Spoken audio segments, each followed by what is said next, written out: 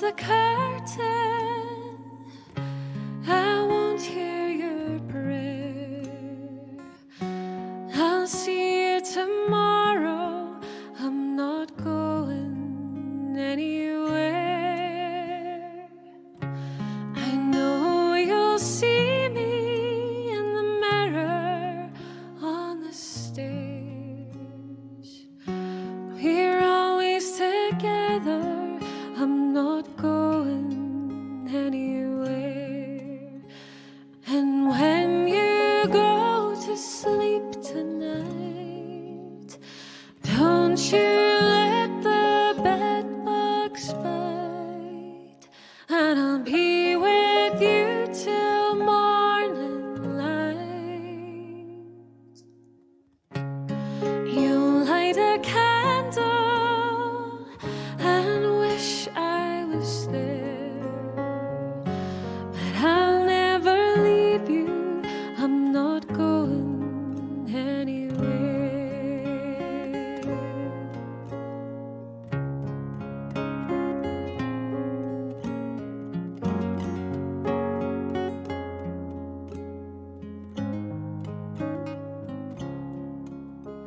And when you go to sleep tonight, don't you let the bed bugs bite. And I'll be with you till morning light. I'm in the sunset, bird song in the air. I will surround you. I'm not going anywhere. And what are goodbyes for? And each empty chair. Forever beside you. I'm not going anywhere. Forever beside you. I'm not going anywhere.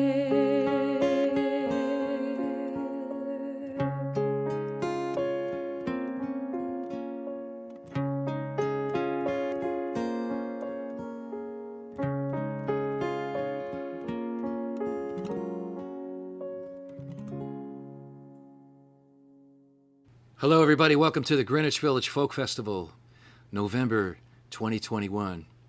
We're now in our middle of our second year of live online concerts, and we have a great lineup for you tonight, which I'll tell you about in just a minute. Before we do, let me just say thanks to a couple people that make this happen. First of all, my co-producer, Raymond Misek. Ray and I are the official producers of this event. Also, our sound techs, Brandon O'Sullivan and Greg Greenway, who, as you see, got everything in place so that we could start on time. And our web people, Jerry Kornbluth and Andrea Klowski, thank you very much for the work you do. The Greenwich Village Folk Festival is a free concert. However, we do accept donations, and we do give those donations, almost all of it, to the performers. So if you can spare it, please do. You'll find various links on Facebook and YouTube where you can do that by way of PayPal. Also, if you're watching the show on Facebook, on our GVFF 2021 page, and you want to share it to your own page, please feel free, go ahead, and the more the merrier. Our goal is to get the music out to as many people as we can. We have a wonderful lineup tonight. Just to tell you who's playing in kind of reverse order: Tom Chapin, Howard Levy, Megan McDonough, David Massengill, Debbie Smith, Eric Schwartz, Shauna in a Dress, Sherry Miller, John Kruth, and Ellis Delaney. And we will be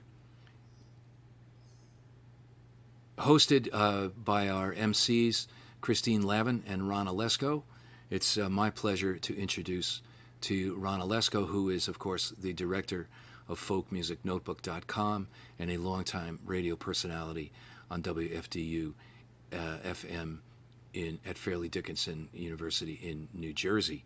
Ron's been running the folk program, one of the major folk programs there, for many years, and has been playing the music of these artists for virtually all of that time, and knows an astounding amount about the music and the artists that we're going to see tonight. So without any further ado, I'd like to introduce the sharp-dressed and absolutely the guy who gives all the rest of us microphone envy, Mr. Ron Olesko. Thanks, Rod. Wow, it's great to be here again tonight, and a wonderful night because there's a lot of old friends and some new faces, so I just can't wait to hear everybody. So let's get started. Our first artist has a way of taking the stage and instantly embracing the audience with their presence. She's appeared 4 times on A Prairie Home Companion. She was voted most wanted to return at the Falcon Ridge Folk Festival. She was a winner of the Kerrville New Folk Song Contest, and she's been a welcome artist at festivals and venues wherever she appears on the folk circuit. And this year, she's been busy. She's in week 45 of writing a song a week and posting a video of it as part of a project that is called Right On Time Hotline. I'm sorry, that's another one, Right On Time Hotline. That's another project she works on where folks can call up her number and hear a message of inspiration and self-worthiness. And she's also hosting her annual food drive on Saturday, December 18th. And you can find out all these details at her website, ellisdelaney.com. Her songs are moving, open-hearted slices of life that tackle personal and social issues, and they're all songs that inspire. She delivers her song with such charm that you're instantly captivated. Her smile and laughter are contagious, and you leave her performances with your heart filled with love and hope. And tonight, we get to experience this magic in the comfort of our homes. Please welcome Ellis Delaney. Thank you so much, Ron. What a wonderful introduction. Yeah, I'm gonna start this whole show with a song that feels very much like an invitation. It's the way I start my shows, so I thought it would be nice, a nice opener. It's called 500 Crows. Yeah. Today, I met 500 crows crowded in the trees in my front yard. On the bare branches, oh, they looked like leaves flying around. I was amazed. It sounded like a crow convention, like something big was going down. Or some kind of argument, or maybe they were singing. And so I closed my eyes to better hear the crow chorus, to see if I could catch the beauty in their sound. Oh, they were singing out loud, such a clear and pure emotion. I felt moved, not even knowing what their music was about. Oh yes, love, I am part heartache, I am part joyful child, I am a grown-up that's still growing up, and I don't always have it figured out. To tell you the truth, I'm still searching, trying to find that bigger light. I want to break free from all this suffering. I want to learn how to enjoy my life.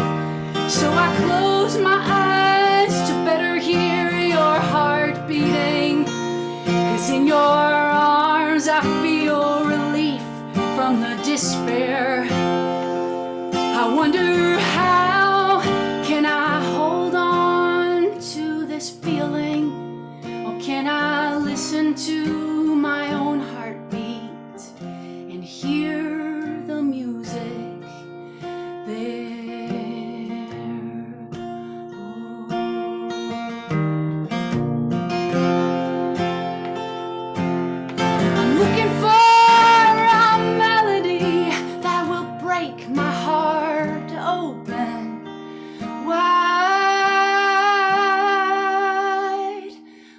sing with the angels now. Don't wanna wait until I die. No, today I met 500 crows. Yeah. Oh my gosh, thank you so much, y'all, for tuning in, and also for the folks hosting this festival. I think it's just so wonderful to be a part of an event with other artists and getting to do what we kind of get to do when we go to festivals out. We get to hear other artists, and it's just so lovely to be, in community that way, tonight. I want to play a new one since I've been writing so many tunes. This one is a song that has been resonating with folks, and it's called Not Everyone Fits. Yeah.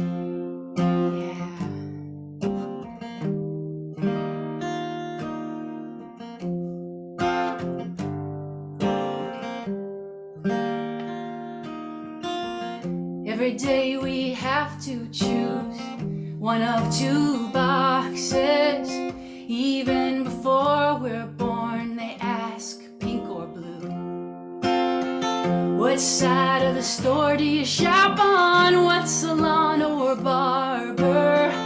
Will they say your name and the pronouns you use? Oh yeah, not everyone fits into a tux or a prom dress. Well, not everyone has the right box to check that makes sense. You might not understand if you find it easy to choose a restroom without making someone angry. What if one size fits all doesn't fit you at all? Everything is made for bodies smaller than you. Your doctor cries out, exercise or eat less, tying all your troubles to the weight you could lose. Oh yeah, oh not everyone fits into a tux or a prom dress.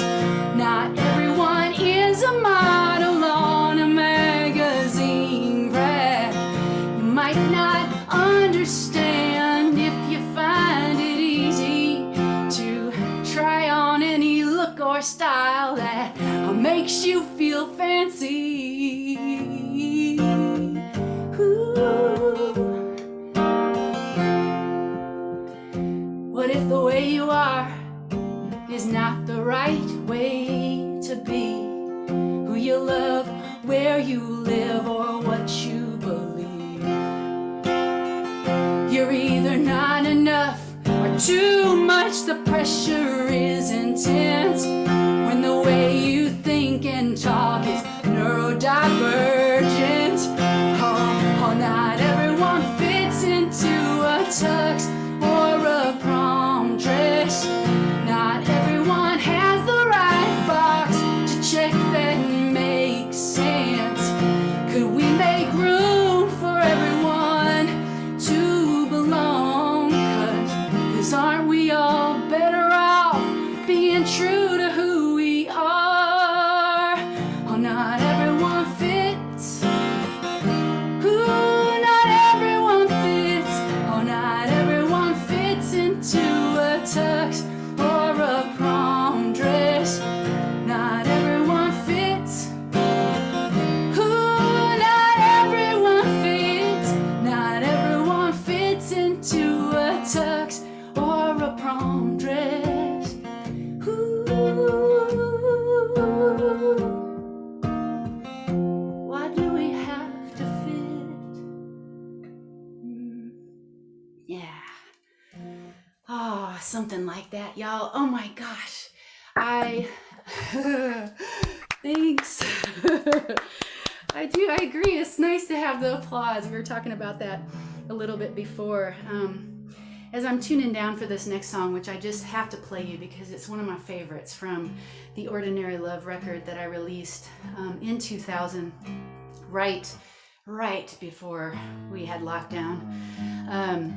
And I love it because it's called The Finest Adventure, and I do feel that this life has so much potential for us to embrace the things that are around us in a way that help us feel that life energy, you know. And it's so easy sometimes to get caught up in things and miss the whole the juiciness of life. And I don't know really what I'm saying. What I was planning on saying during this moment was of tuning was just to say that during this time of being more local, I guess, in a way, I've been really focusing on connecting with my Patreon folks, my patrons out in the Patreon platform.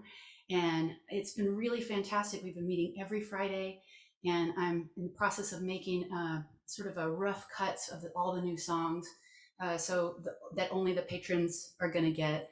And if you're at all interested in joining in that community, it would be really wonderful to have you there. All the info is on my website. But anyway, okay, let's just do it. This is The Finest Adventure. I feel like it's a nice way. It's a nice way to move into other beautiful songs and songwriters that are coming.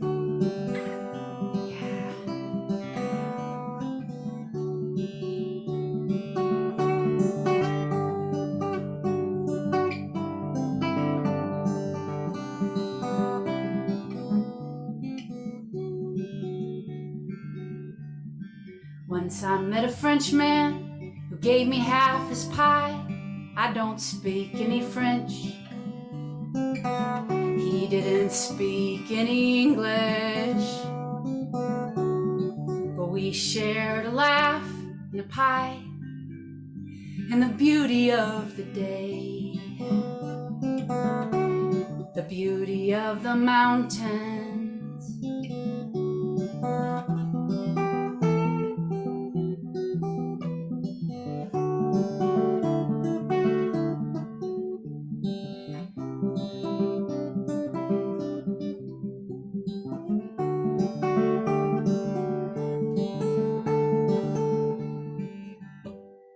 At a cafe in Amsterdam, it was a sit-down kind of show. I saw a dancer in the back, smiling through her tears. Yeah, she looked like a rainbow that had stepped out of the sky to dance. And everyone else was facing me. Was she real? Or was she make-believe? But I talked to her after the show, and she said life goes faster than you know when you are young. You must dance and sing every chance you get. Meet your life every day like you are in love. Be in love with your life, child.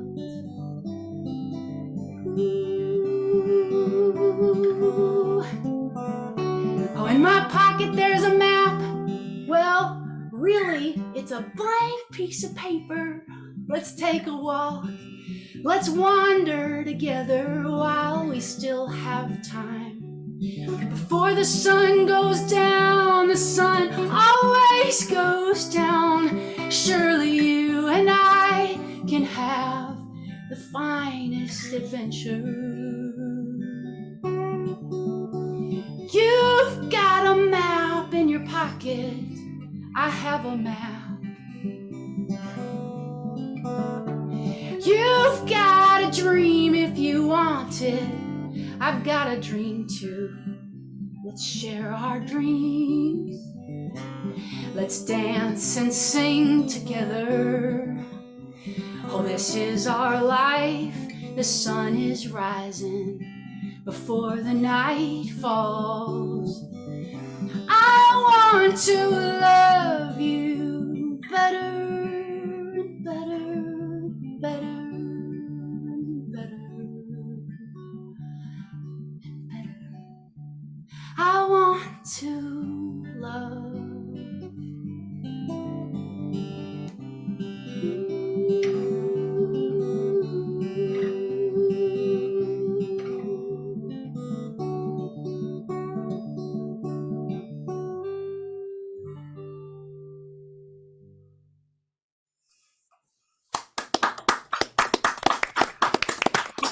Very much, y'all. Oh, Ellis, that is just so beautiful. And you know, the first time I ever heard about you was from Sunny Oaks. And when Sunny Oaks raves about somebody, you really pay attention. And I want to thank Sunny for turning us on to all of you. And I have a question for you, Ellis. Last time I saw you was very early in the pandemic, and we've all had to figure out how to stay alive. And you mentioned that you were going to Trader Joe's to apply for a job. Did you ever work there? Oh my gosh, yes, I totally work there. And you know what? I haven't worked a day job in 20 years, and so I didn't know really how to fill out the application, so I gave him my CD. I was like, this is what I did this past year. It means I can do stuff. I'm hopeful this will work. I figure stocking groceries isn't that hard, you know. So anyway, so they hired me, and I've been working there, and I really enjoy it. It's 20% off groceries. I mean, it's really helped my family out a lot. You know, it's really flexible, super flexible, and it's kind of fun. I think of it like a video game. You know, there's all these bills. I live in New York, That's and great. I shop at Trader Joe's. I love Trader Joe's, and it's so now we have another reason to shop there because you're part of you're still there part time. Yeah. Oh yeah. I'm a crew member, and I have to say the company treats their employees really well, like really, really well. That's And in the store that I'm at, and the whole culture from the top down is really about valuing the employees so that the employees are happy, so that then they pass on that joy and happiness to the customer. So it's really an authentic way of, you know, just creating community, you know, through food and lots of weird stuff too, you know, but lots of really great normal stuff. Oh, well, it's so great to hear you and to see you and to feel the joy in your music. Thank you so much for being part of this. Oh, thank you, Christine. It's wonderful to see you again too. You know. I didn't know what to expect when I asked her that question. I thought, oh my God. And to think she's still there. Wow. Our next performer is one that I worked with back in the 1980s. I had fallen in love with somebody who loved to camp, and I don't like camping. You know, we worked so hard to put a roof over our head, and he played on the recording, and he is just a multi-talented instrumentalist. He plays mandolin, guitar, banjo, flute, harmonica, and sitar. And he's worked with Laurie Anderson, the Violent Femmes, the late John Prine, the late Allen Ginsberg, the late Rick Danko. It's getting late. But most interestingly, he's also written for so many different publications: TJ Music, Turnstile, Junkpile, American Songwriter. But the thing that really got me is that he is a former adjunct professor at the College of Mount St. Vincent, because that's where my mom and many of her sisters went to college. And who knew that you would have a connection? How long were you a professor there? 12 years. Oh my gosh. What did you teach? History of rock and roll, girl. History and what? History of rock and roll. Oh, I thought you said history of La Boheme. I thought, History of rock and roll, a history of blues, history of jazz. wow. So if you have a question about any of that, he's your man. I know you're going to love his music. I've got plenty of misinformation. And he still lives in Greenwich Village. He is I still do. there. He's authentic. And his name is John Cruth. Nice to see you. So this first song, before the pandemic, I was spending a lot of time on the Isle of Brač off of Croatia. And for a while, my sweetheart had to go back to California, and I was there all by myself, trying not to get into too much trouble. And I had a banjo. People just call me Banjo there.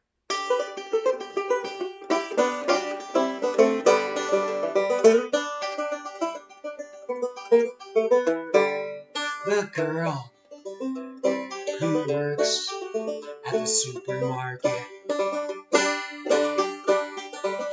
In her last life, she must have been a goddess. With her long blonde hair and her sky blue eyes, looks a lot like you. I better watch out.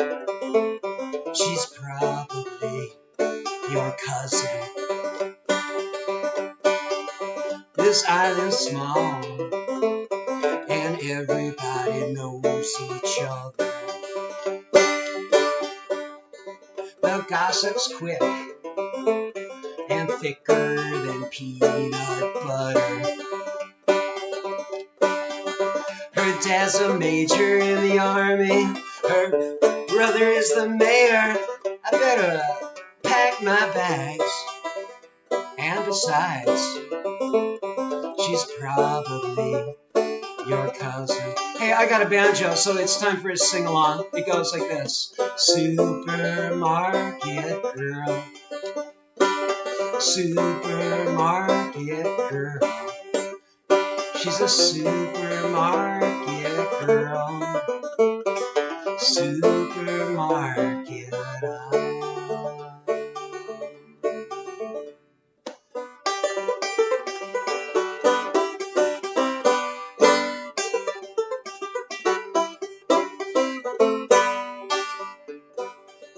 I'm twice her age and too old to be flirting. I trim my beard, I even tucked my shirt in. With my purple sneakers and my dumb sense of humor, she laughs at all my jokes. She's just like you. She's probably your cousin. She's a supermarket girl. I can't hear ya. A supermarket girl. I see Christine's mouthing the words. Supermarket girl. She's the supermarket.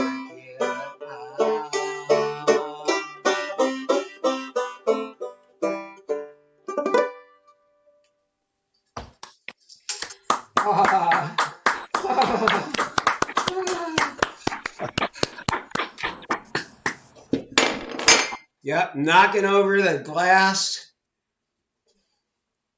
So, it looks like it's a suite about 3 different important women in my life. I actually met Marc Chagall on the streets of Chicago in the early 70s. And Chagall was always one of my absolute favorite painters. And I always used to wonder what his wife was going through, because she was always like floating through the paintings.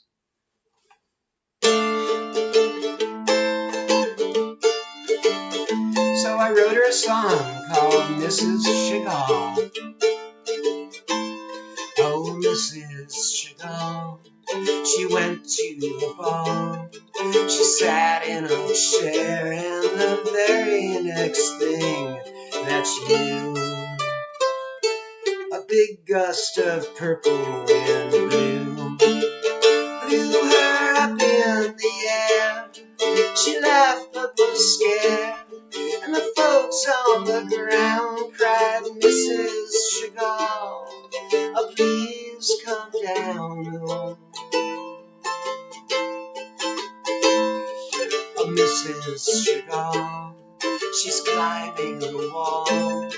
Her hair has turned green, and a blue goat is playing the fiddle. Soon her head will split right down in the middle. Oh, it's not a bad dream. It's her husband's routine. He does it with canvas and paint. It's enough to make a Mrs. Chagall feel faint. And it seems so appealing to float across ceilings and over the village rooftops, above animals and farmers. But do you alarm them when you come crashing down in their crops?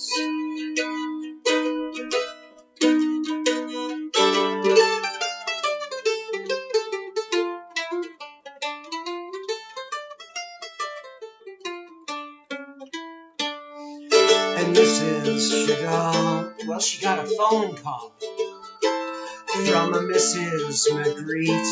He invited her over for tea to discuss life's little mysteries. Yeah, the table was neat, the pastries were sweet, and something was so out of place. Mrs. Magritte wore a cloud for a face, and it seemed so appealing to float across ceilings and over the village rooftops, above animals and farmers. But do you alarm them when you come crashing down in their crops? Mrs. Chagall, she went to the ball. She sat in a chair, and the very next thing that she knew, a big gust of purple and blue, a big gust of purple and blue, a big gust of purple and blue.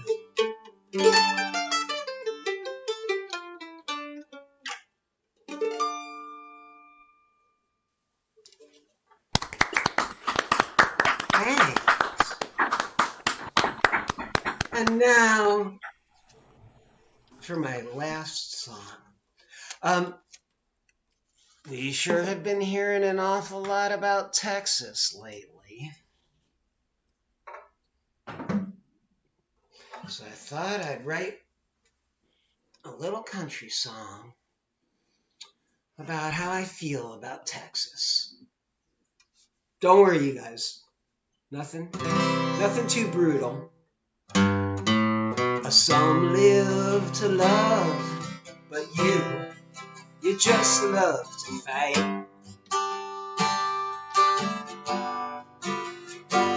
In your red cowgirl boots and your blue jean breeches so tight, you look like an angel in the glow of the Galveston moon.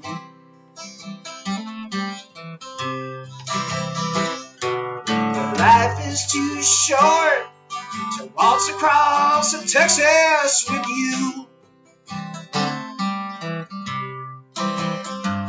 They say life is a dance, so I did the mambo with you. Hell, we took a chance, and now I'm searching for blue to mend this poor heart that's been busted into. Now life is too short to waltz across Texas with you. Hell, you ain't no ginger, and Lord knows that I ain't no Fred. By the time we reach a Dallas, so one of us is bound to be dead. Now I must admit that I am the ultimate fool.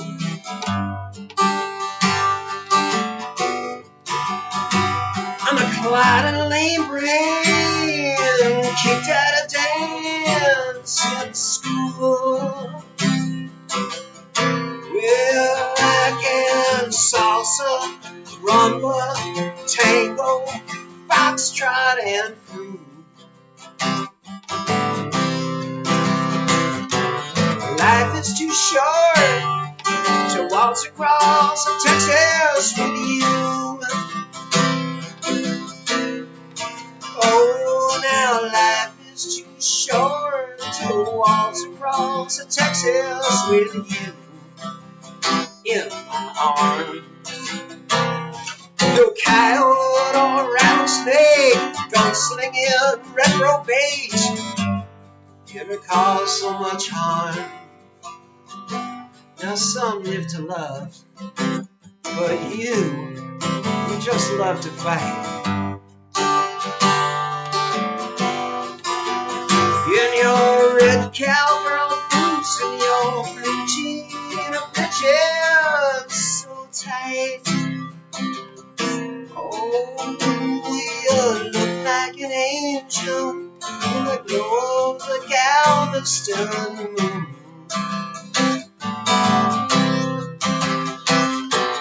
Life is too short to waltz across Texas with you. Oh, life is too short to waltz across Texas with you in my arms.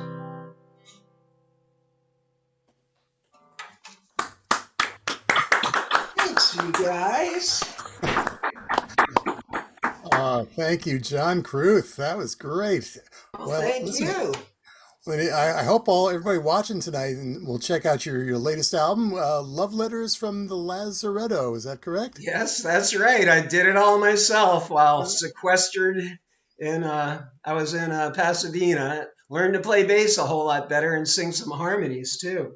That's terrific. We look forward to that. And also, I also urge all of our viewers tonight to check out your website. What an interesting website you've got. Obviously, you're a journalist. And that website, by the way, has become a German dating service because I didn't renew it in time. So you'll find me on Facebook.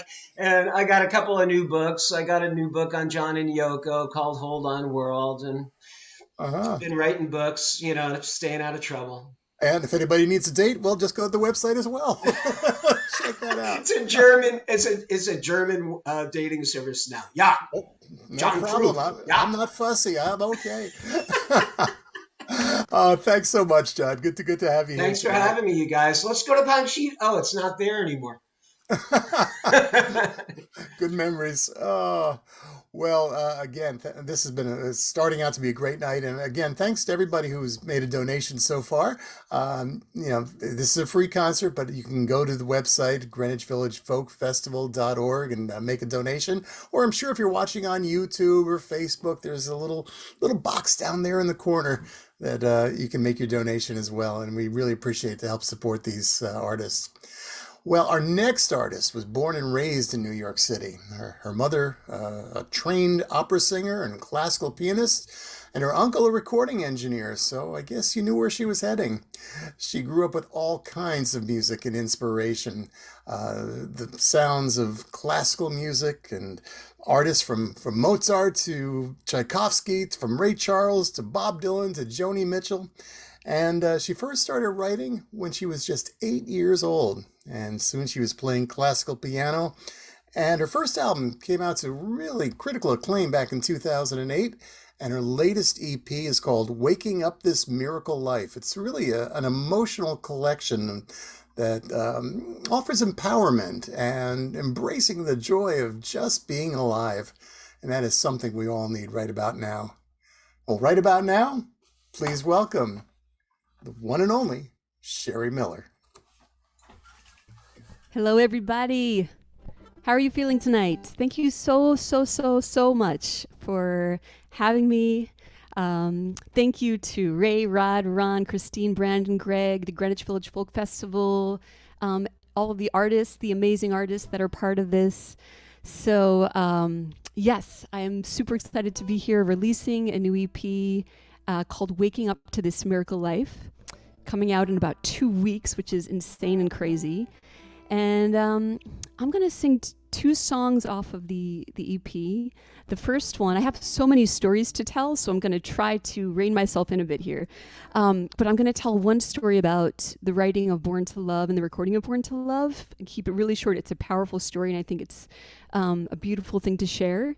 So Born to Love, when I was in the studio recording it, I thought the first day that we had captured this perfect vocal, and I was so excited, I was so psyched, and we comped it. And then the next day, back in the studio, I sang my heart and soul out, 5 hours, and I was just exhausted by the end of it. And the producer said to me, "Hey, Sherry, would you mind just singing one more take of Born to Love? I know that we got this amazing stuff yesterday, but would you just mind singing it?" And I said, "Sure, but I'm really exhausted. I have nothing left to give. It's going to be a scratch vocal. It's not going to be good." But I trusted, and I just said, okay, and I just stood there, even though I was so tired. And I stood in front of the mic, and I didn't try. I didn't effort. I didn't try to get an amazing vocal. I just allowed the song to flow through me and my soul to flow through me, and just was an open vehicle to whatever the song had to say. And I thought, when I opened my eyes, I thought everyone was going to say it was a throwaway vocal and it was scratchy, no good.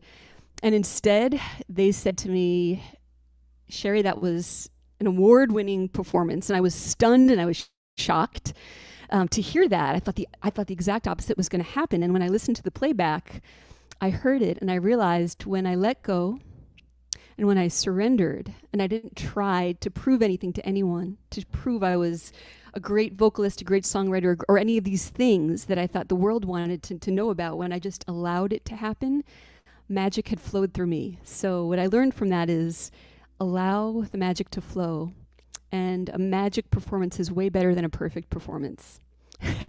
So that's the lesson gleaned from that one. So this is a song called Born to Love.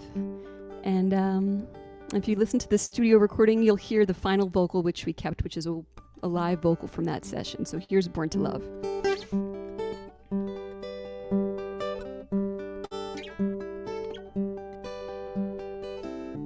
Blinking stars wink across the sky, seducing us in their yellow light. I pray up to them tonight. I see when I believe the stars. Cotton clouds, they shift their shape. First a guitar becomes a face, floating like dreams out to space. I see when I believe the clouds, and I believe love exists, and you and I were made for this. We were born of the stars, we were born of dust. Honey, you and I, we were born to love.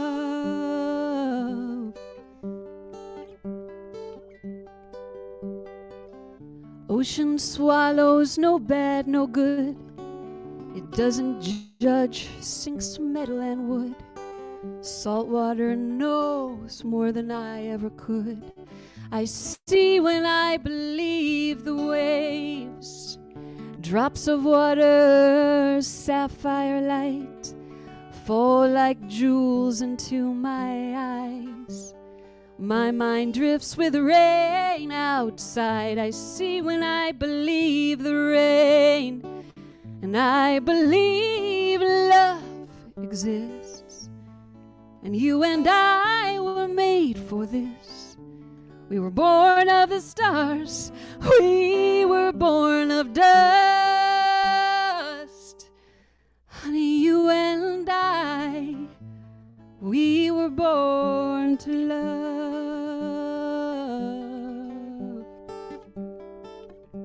We were born to love. Love. Love.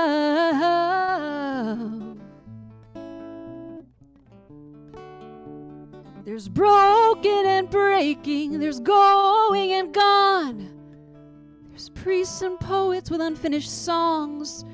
I'm a soul in the crowd of passerbys, but I trust in the earth, the stars, and the sky.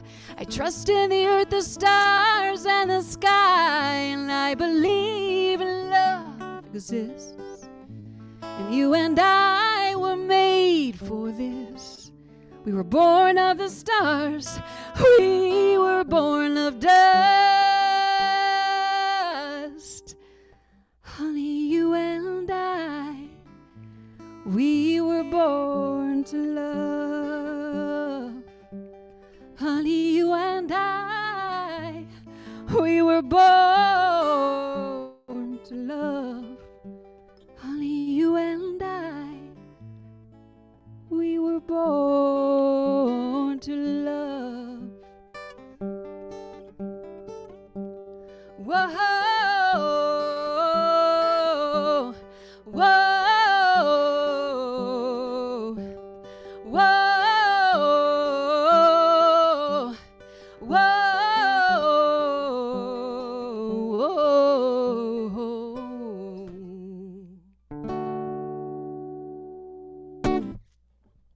Thank you so much.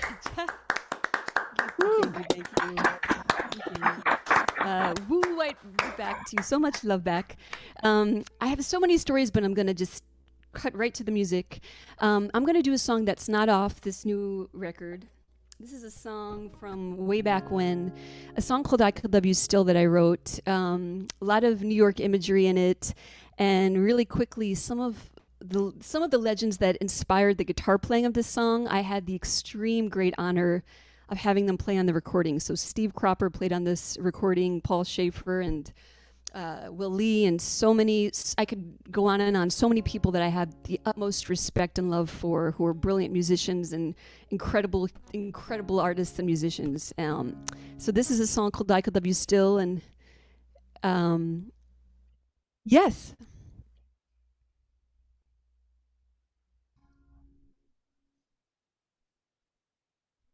Oh, sure. Okay. Is that better?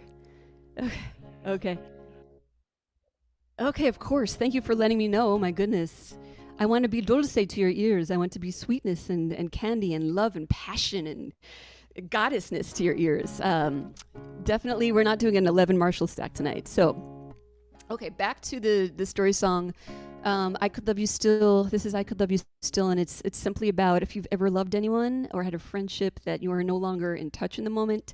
I believe every relationship is eternal, and I believe love is eternal. So, enough said. I Could Love You Still.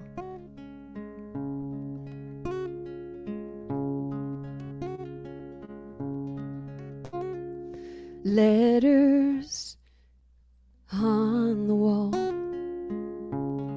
graffiti on the bathroom door. There's a crooked heart with your name next to mine. 3 years come and gone since I've last seen your face. I can barely remember your lips and how they taste, but I think I could love you still. I think I could feel the old chill light, that spark for you. Baby, I could love you still. Blue ink on my hands, from dried up 2-cent stamps, postcards from Italy. You wished I was there. Now it's winter time. We're strangers in New York. I can still feel your ghost in the music unnerving and forth.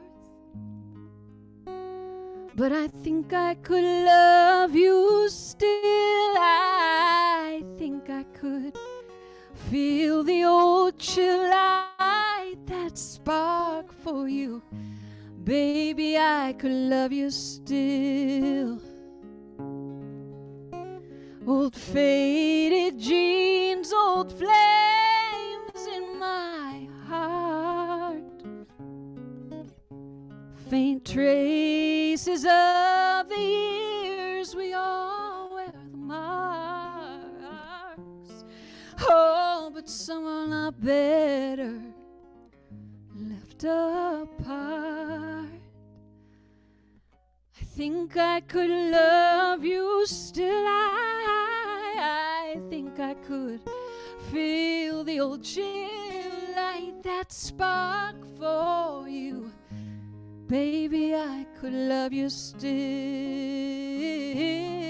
Oh, I think I could love you more than I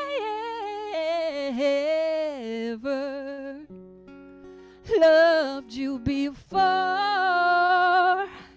Make something beautiful. Baby, I could love you still.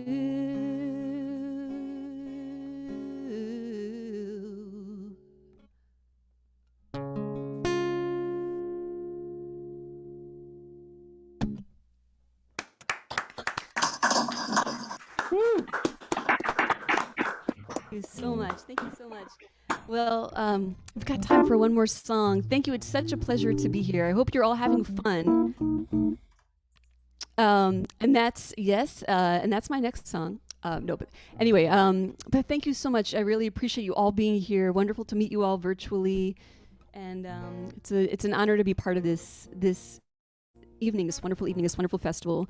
So I have one more song to share. My name is Sherry Miller, and if you want to learn more about the new record coming out, I do have a website, as we all do, and it's SHERIMILLER.com if you would like to learn more. This next song is off the new record. It's a song called Gold-Hearted Man, and I wrote it in a fit of passion one evening. I just felt it flood through like a hurricane. And even though please stay muted, but at home, if you're listening on Zoom, please stay muted, but I still would like to teach you a singing part to sing along if you feel inspired at home, where no one else can hear you except if you have someone next to you. So no inhibitions, just belt it out, just have fun with it. So this is a song called Gold-Hearted Man. I'm going to back up from the mic on this one because I give a lot of passion on this one. And there's this singing part. It goes like this. It goes, ooh, ooh, ooh,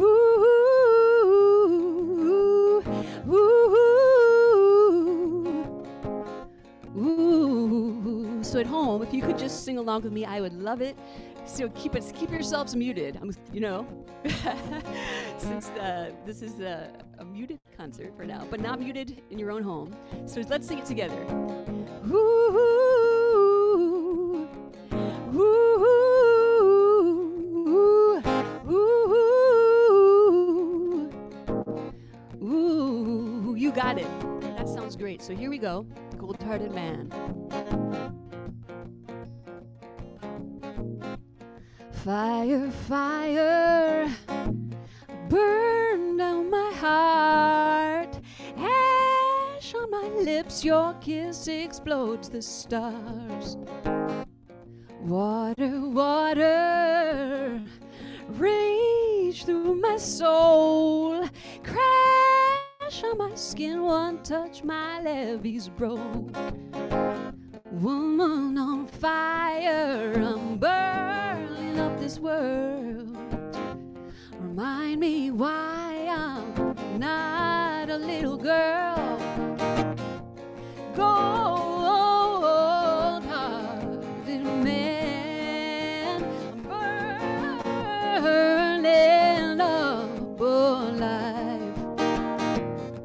You're the Mississippi baby, flooding through my mind. Gold-hearted man, I want you tonight. Now let me hear you at home. Ooh, ooh, ooh,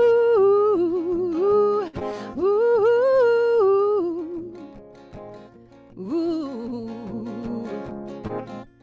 Hunter, hunter, kill me one touch. What have you done to me, baby? Not enough. Kiss me,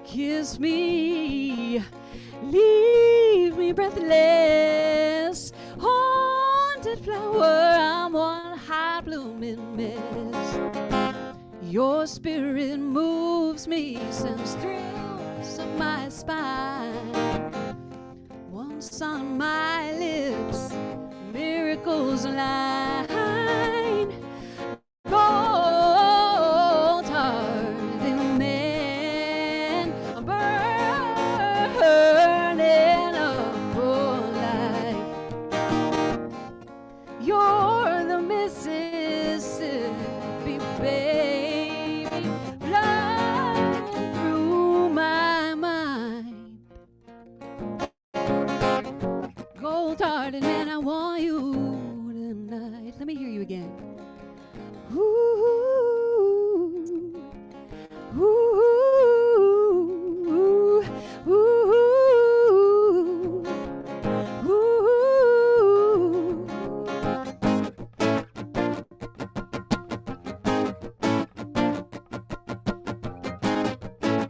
Bring me some water.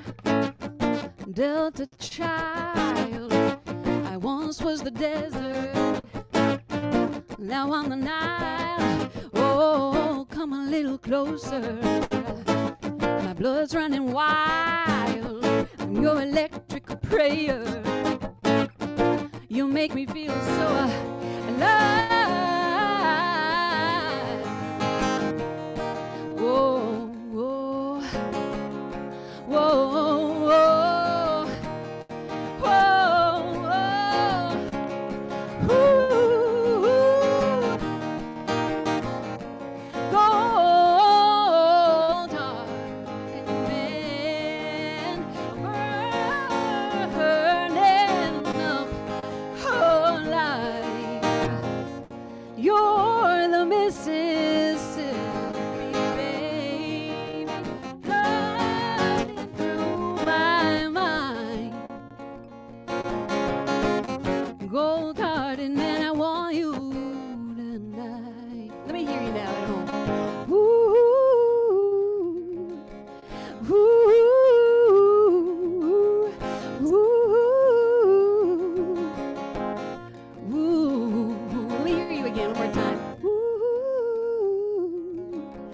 ooh, ooh, ooh.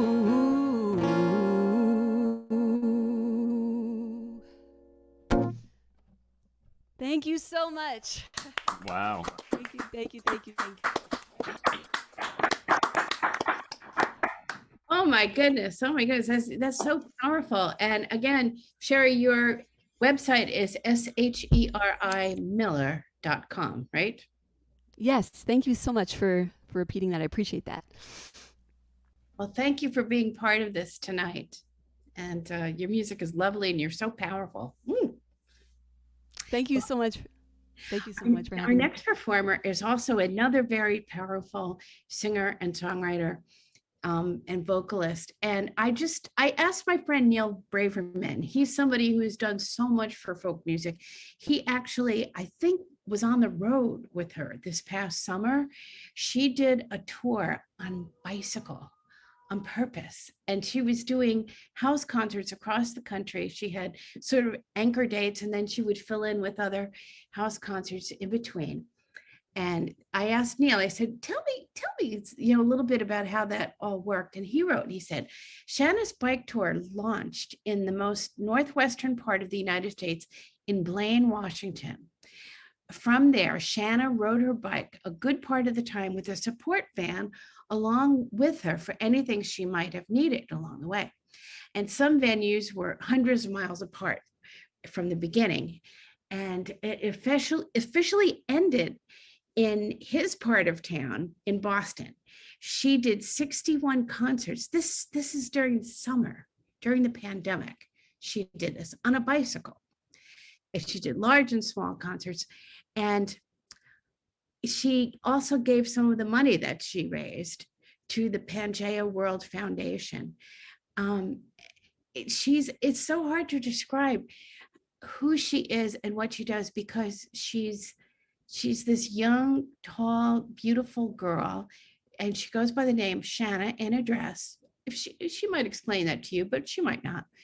And she can write totally heartbreaking songs, but she also writes really, really funny material too.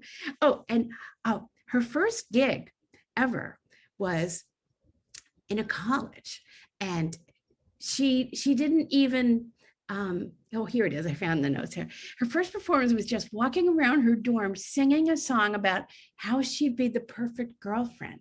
And she continued to write songs for friends, but didn't have her first live performance until her junior year. She said, I wasn't even thinking I was going to become a folk singer, but I felt really at home on stage. And there was at least this initial spark of, I need to do this. Since then, she has just gone on and has so many thousands of fans across the United States and now in Europe too. She lives in Boulder, Colorado. She's got a wonderful YouTube channel. I know you're just going to love her. Please welcome Shanna in a dress. Hi. Oh my gosh, Christine, that was like, I could have listened to you talk for 10 more minutes. That was the most glowing introduction of my lifetime. I was like, tell me more about what I did on the bike tour. Wow, cool. um, Thank you. I am going to start with my classic opener, which has yet to be effective, just so you know. But I know a lot of you are watching, and one of you is my soulmate. So here's some more details. First date, oh, you have a nice face. It's small talk over coffee, we go over the basics. A bunch of little facts that really don't matter. I'll start with my family, end with the data.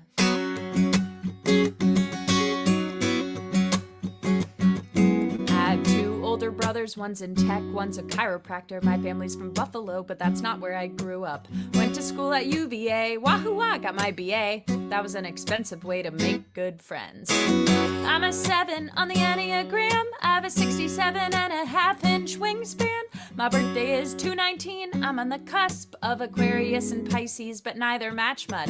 Play 5 instruments, but only one of them well. I'm a size 10 shoe, and I never tell my middle name. I have 2 eyes and 1 persistent cough, and 10 toes only 'cause they cut the 11th one off. Do you wanna go out with me? Do you wanna go out with me? I play a mean horse on the basketball court, but walking with the dog is my favorite sport. I do cat and cow and yoga if it makes me sweat, and I go down rabbit holes on the internet. By now you know what I look like when I'm not dressed fancy, that I don't like to drink unless it tastes like candy. And I could be a vegetarian if it weren't for chicken wings. I put Frank's Red Hot on everything. Chris, I saw you harmonizing on the chorus. You should come out when we do our show together and sing it with me. Yes. I get freaked out by people touching their eyes. I'm a realistic romantic who loves surprises. I'm obsessed with Taylor Swift. Someday we'll co-write a song. She doesn't know I exist. Maybe pass this one along. Do you wanna go out with me? Do you wanna go out with me? We've been hanging a few months. Maybe we'll make it. Things I should have said up front, but I guess I waited. I didn't date till really late in life. I think marriage is a sham, but I still want to be a wife. I think I want kids because I like them a lot, but I'm afraid I can't afford them unless my career takes off. But if it does, maybe it's okay if I don't have them. I'm afraid of childbirth and leaking outside the bathroom. It'd be a bonus if you could balance out my stingy boss, which is this guitar. I'll only marry for love. I'm not shallow, but I can't deny that my pockets are. Do you wanna go out with me? Do you wanna go out with me? Let's set it straight. It's like the 28th date. By now you know my clock runs 10 minutes late, and I burn what I cook, and I never make the bed. But if you're still listening, maybe I haven't scared you yet. I twist and break my hair, it drives people crazy. I'm messy and I'm the best at procrastinating. Do my half of the chores less than a quarter of the time, but I'll forgive your weaknesses if you overlook mine. I can be immature, but it's not always bad. I'll get you to laugh and flash you when you're sad. Got a good brain on my shoulders, a good heart in my chest. If you can stimulate those, I'll let you stimulate the rest. Do you wanna go out with me? Do you wanna go out with me? I think Megan's got the harmony down too. Yeah. Thanks, girl. What if this song was like COVID-19 and it spread across the nations and they'd all know me? And when they lifted the quarantine, I'd be overwhelmed with applications. Need a committee to screen, so don't apply if you just love 45. And if you're not into my music, this is never gonna jive. Think this could be a good way to save some time. If you like wacky songwriters, I could be your bride. Do you wanna go out with me? Do you wanna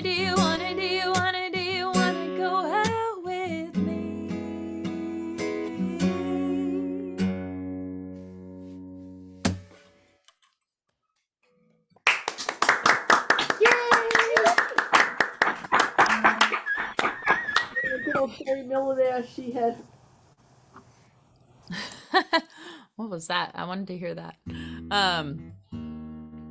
Oh my gosh. I wanted to comment that you said I'm in Boulder, but I've actually made this move since the bike tour. I moved to Nashville now. So my Boulder identity, I feel so very attached to, but I'm in Nashville now. And if you're watching from there or have friends there, please connect me with them, because I'm just trying to destroy the town. I want to meet everybody. And I have been debating on, like, do I actually want to date a musician? Because, like, there's many reasons to not. Yeah, Eric's given me the double shake because he has 2 cameras on, so I see 2 people going so if you have a convincing argument about, like, why it could be good, I'm open to it. But so far, I don't know, that it's been a thing on my mind of, like, okay, fine, maybe I shouldn't date a musician, but what do I do when that's all I hang out with? If anyone's like, well, I hang out at I don't know, CEO hangs, invite me to them. And so right now I'm a little off my setup game, so my apologies if I sound anything. Thanks. But I wanted to tell you guys I'm on the road. I'm actually at Lamb's Retreat in Michigan, and I am borrowing my friend Rachel Garland's guitar. She is an excellent songwriter, and me, her, and Lisa Redfern have been, like, singing on all of each other's songs and having a grand old time out here. And just wanted to give a shout out to them. And if you guys are listening at home and need even more people to check out, I would highly recommend Lisa Redfern and Rachel Garland. And I actually wrote 3 new songs last night. I pretty much didn't sleep, and after this next one, I may try out the new one on you. So thanks for giving us the opportunity to share, Greenwich Village and Christine and Ron and Rod, and I'm happy you guys are still doing your thing. All right. I don't know why I'm picking this one, because it's a big downer, but clearly someone must really be needing to hear this song, because it's being screamed into my ears of, like, play a face like yours. You gotta play a face like yours tonight. So for whoever needed this, this is for you.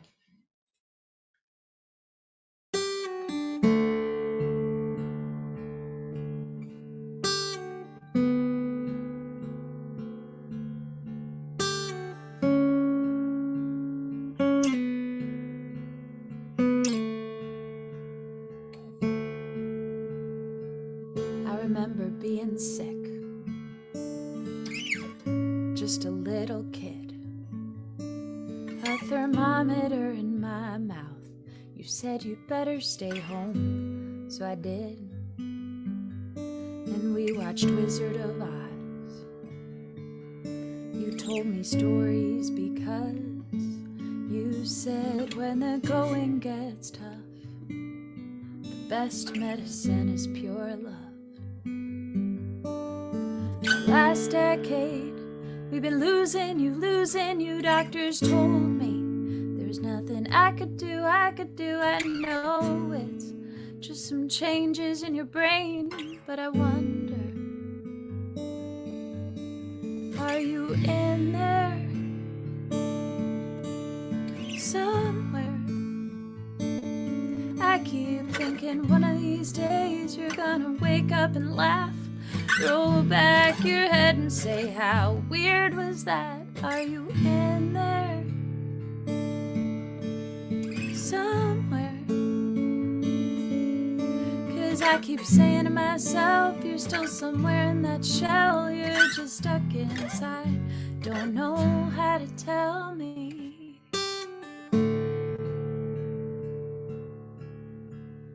I remember the day you didn't remember my name.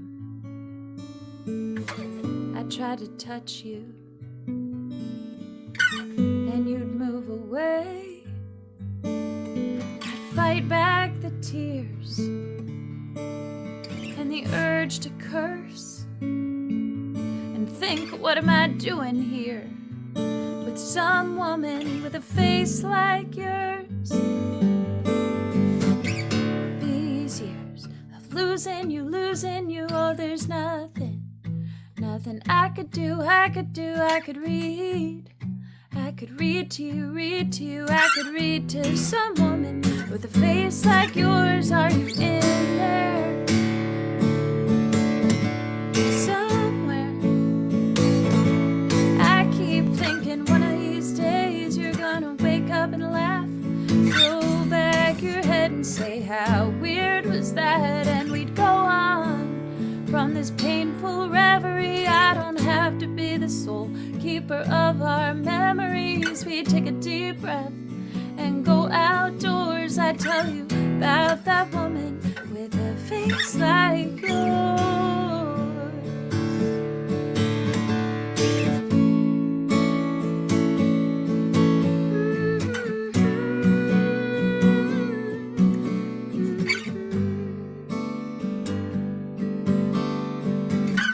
They say the last thing to go is your brain forgets how to swallow, and my aunt put a dollop of pudding on your tongue. Hours later, it was still there, and I knew you were done. And the machine played that steady tone, and I felt relieved and I felt alone. But what did I even lose? Was it my mom or some woman still wearing her shoes? Are you out there somewhere? Are your legs finally running free of that wheelchair? Are you climbing up our old wooden stairs? Are you watching? Are you hearing this song? Are you still that woman? Are you my mom? Do you dance to Glenn Miller and drink martinis when you want to check in? Do you still get to see me? You said when the going gets tough, the best medicine is pure love, and I gave it my all. So did you, of course, even as that woman with a face like yours.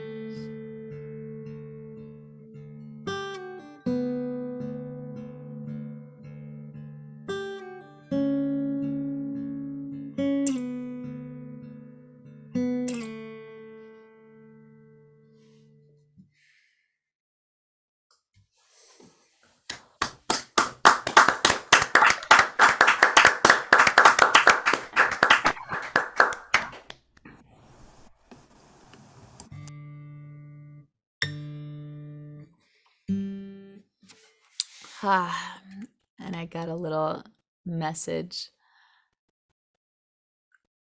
from Ellis. And yes, that song was inspired by JJ and has proved to be one of the most impactful songs I think I've yet to write. And I'm so grateful for JJ Jones's vulnerability and sharing with me about her experience that I was able to combine with my own, and now have that song living in the world. Speaking of, I recorded that with JJ playing drums on it for a live album that I'm really proud of, and I give it away to anyone who wants it. It's digitally over at shannaanaddress.com. Just tell me where to send it and I'll send you a free digital copy of that live album, and my first studio album is gonna come out in the beginning of the year. People who I played to on the bike tour got one, if they were at one of those shows, but the real copy comes out in the winter of 2022, and that was wrong. I mean, like January, February. I'm hesitant to say a date yet, but I'm gonna debut the new song that I just wrote last night for you guys as my final song for you. And thank you for having me. I'll tell you the story of why I'm Shanna in a dress another day. And I am about to hit the road again in Virginia, Maryland, New Jersey, New York City. So connect with me if you're near any of those spots, and maybe I'm coming to a town near you. Thank you so much, Greenwich Village, for having me. And Ellis, if you're still around, I am quite excited for you to hear this one. I can't wait. Good. All right.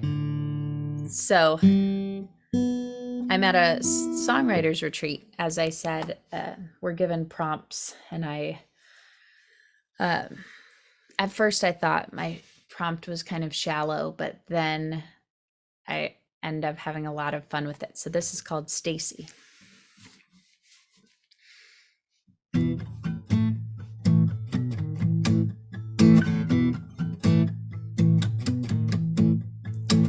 Sitting with my mom in the Applebee's booth.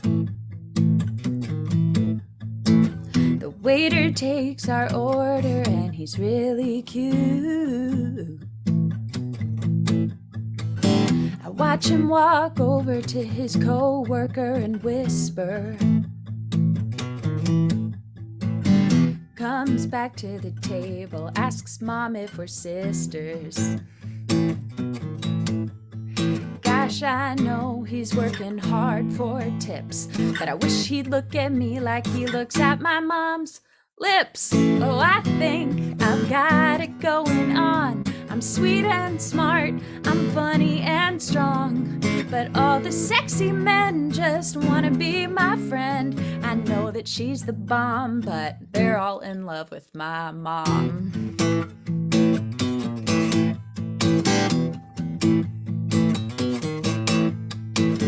Philip's in my class, I think he's pretty. It's February, I hope he's my Valentine. A red envelope was put on my desk. Said Stacy in his handwriting, you know the rest. He's gonna come over and I'll give him a taste. How fun it is to like someone your own age. Oh, I think I've got it going on. I'm sweet and smart, I'm funny and strong, but all the sexy men just wanna be my friend. I know that she's the bomb, but they're all in love with my mom.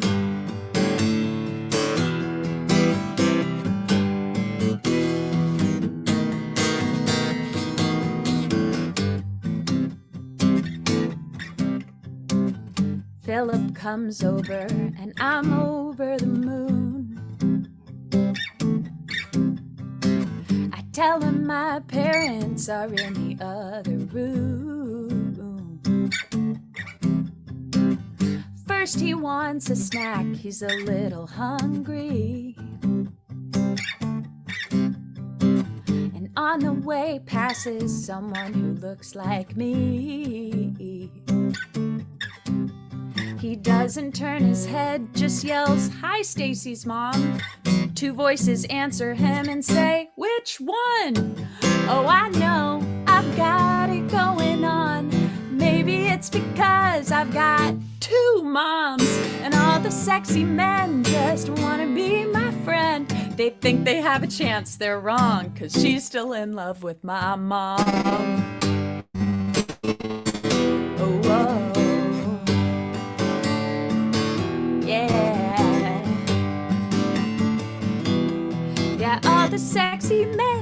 just wanna be my friend think they have a chance they're wrong, 'cause she's still in love with my mom. Woo!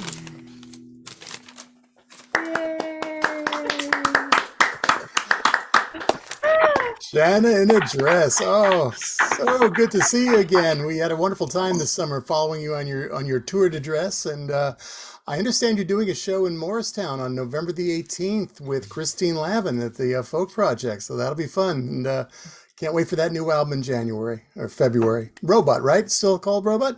Yep. Perfect. Well, thanks for being with us tonight. And our next artist is somebody that I believe Shanna played with. Well, let me rephrase that. Someone who she was on stage with this summer in Boston. That had to be quite a show. Well, I'll tell you, one of the joys I had when I started doing Folk Music Notebook was the fact that since we're an internet radio channel, I didn't have to worry about being under the shadow of the FCC. I was finally able to play some of the songs that our next artist has created without having to worry about investigations and fines. Now, of course, those songs are just a fraction of what this man offers. Many of his songs have actually been heard on the radio. Shows like Howard Stern, Ed Schultz, All Things Considered, even my show. He's an award-winning singer-songwriter, performer, satirist, instrumentalist, and a stellar entertainer. He's equally at home at music venues and comedy clubs, offering up a mix of great humor, social commentary, and if you need an example of his diverse appeal, he just might be the only artist who's received rave reviews from both Gloria Steinem and Hustler Magazine. Please welcome Eric Schwartz. Yay!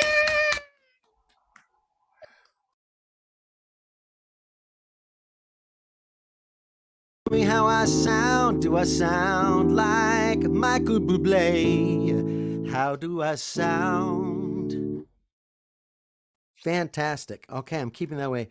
So the reason why I'm actually on two screens is that my computer's over there, but my camera's over here. But if I want to actually look at what's going on, I'm using that. So anyway, look where you like. Anyway, all right. This is a little lesson song. I hope you enjoy it.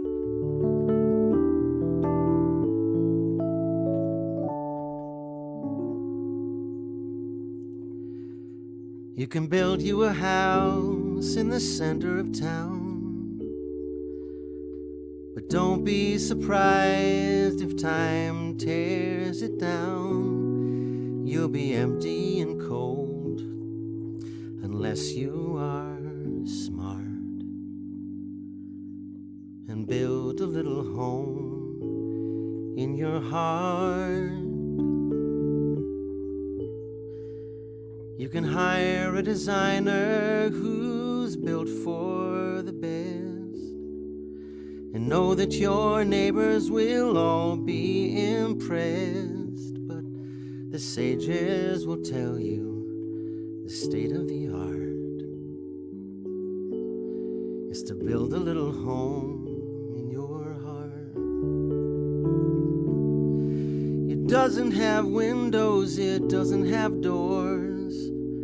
No slate on the rooftops, no rugs on the floors, no place in the basement to safeguard the deed, but it's got all of the space you ever shall need.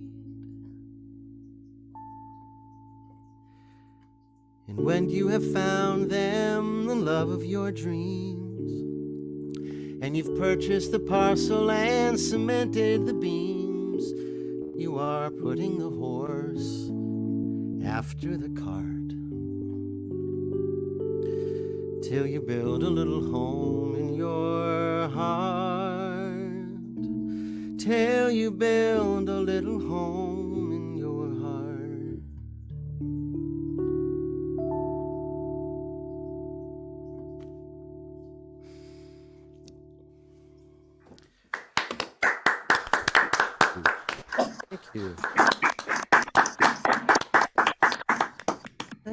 Thank you. All right. Is everything okay? We good? So it was all good? All right. So Greenwich Village. It's so thrilling to me to be playing the Greenwich Village Folk Festival because from my age of 22 to 30, I lived on Bleecker and Sullivan in Greenwich Village. So my one window looked down at McDougal Gardens, where little Jacob Dylan used to play.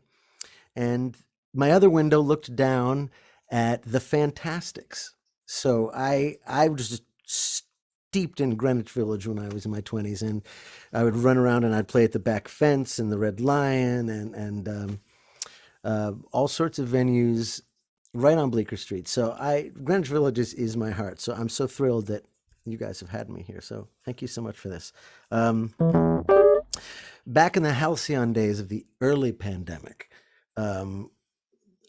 some of us people who were rather privileged thought, whoa, I get to do nothing for a little while. So I was conscious of that privilege, and yet I still wrote a song about it. I hope you enjoy it. This is the halcyon days. So this is when it was still called Corona. You know, it's a thing. So.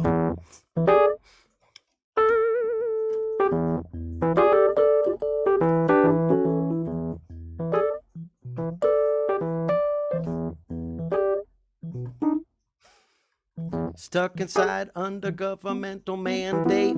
Gotta be responsible and flatten the curve. Now all you geniuses are back playing beach blanket bingo.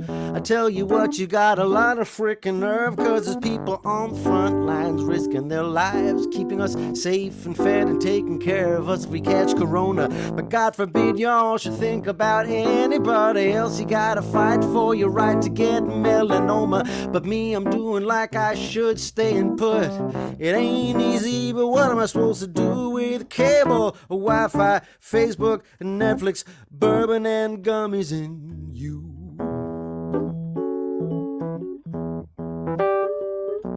Got lots of coffee in the cabinet, the fridge is full of beer. I got more chicken soup and tuna than I could get through in a year. 100 years of toilet paper underneath the bed. I can trade a few for steak or two if shit gets desperate. I got antiviral, antiseptic, disinfectant wipes, 105% alcohol for all you anal types. A bullet list a mile long of stuff I need to do. And if I finish Rick and Morty, I might get to 1 or 2. Well, who'd ever thought I'd be doing what I ought to, being a loafer on the sofa, just grooving on the tube with cable, Wi-Fi, Facebook, and Netflix, bourbon and gummies and you.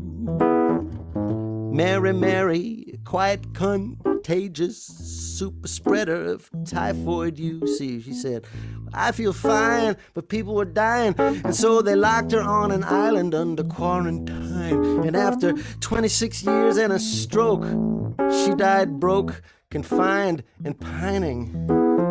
You've been asked to wear a mask at Walmart.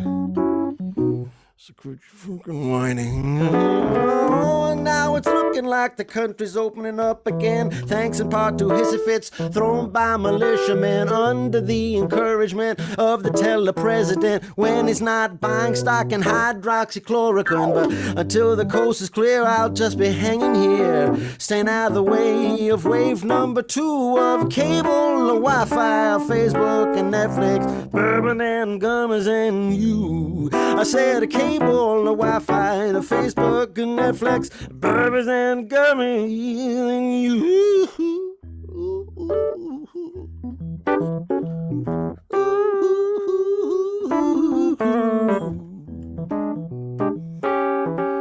Bourbon and gummies and you.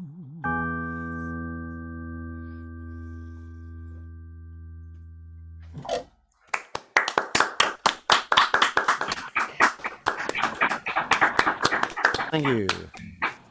Thank you very much.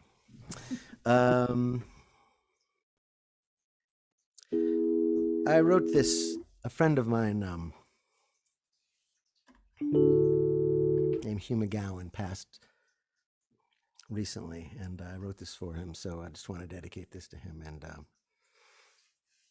I just want to say that I've very much enjoyed everyone else that's come before it. This is a great opportunity to sit and listen to awesomeness. So thank you for having me, and thank you to everybody else who's doing their awesome work.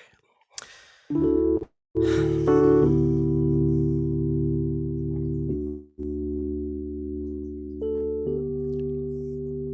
was a great, great singer-songwriter. People just loved his work. So.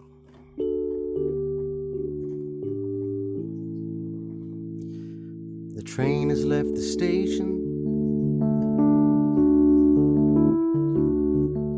It's rolling down the track. You're leaning out the window waving.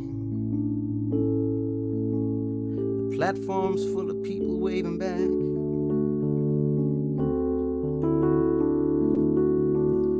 Some will call you brother.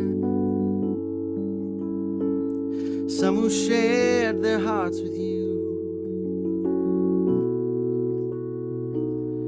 and you're surprised to discover there are some you barely knew, and you might not understand this,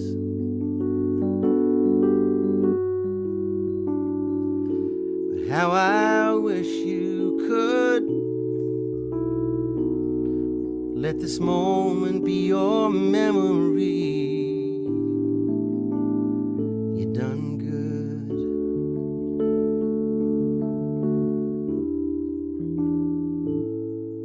In your passing is the lesson to those you left behind. There is no love without expression, just a feeling undefined. And I know it's far too easy to forget to make the call, but I just pray somebody told you what you've given to us all. With the tapestry you've woven, with your loom of wire and wood, and the colors you have chosen, you done good. If you'd never played your songs for us, if you'd never sung a note, we'd recall your gentle kindness, the sweetness of your soul. And ever shall that echo as we gather round the flame, as it rises through the Texas sky, and someone says your name. So hear the roaring of the crowd, take a moment, take a bow, and send a wink into the wings, so we know it's understood. You left us all a little bitter, buddy, you done good. Oh, you left the world a little bitter. You done good.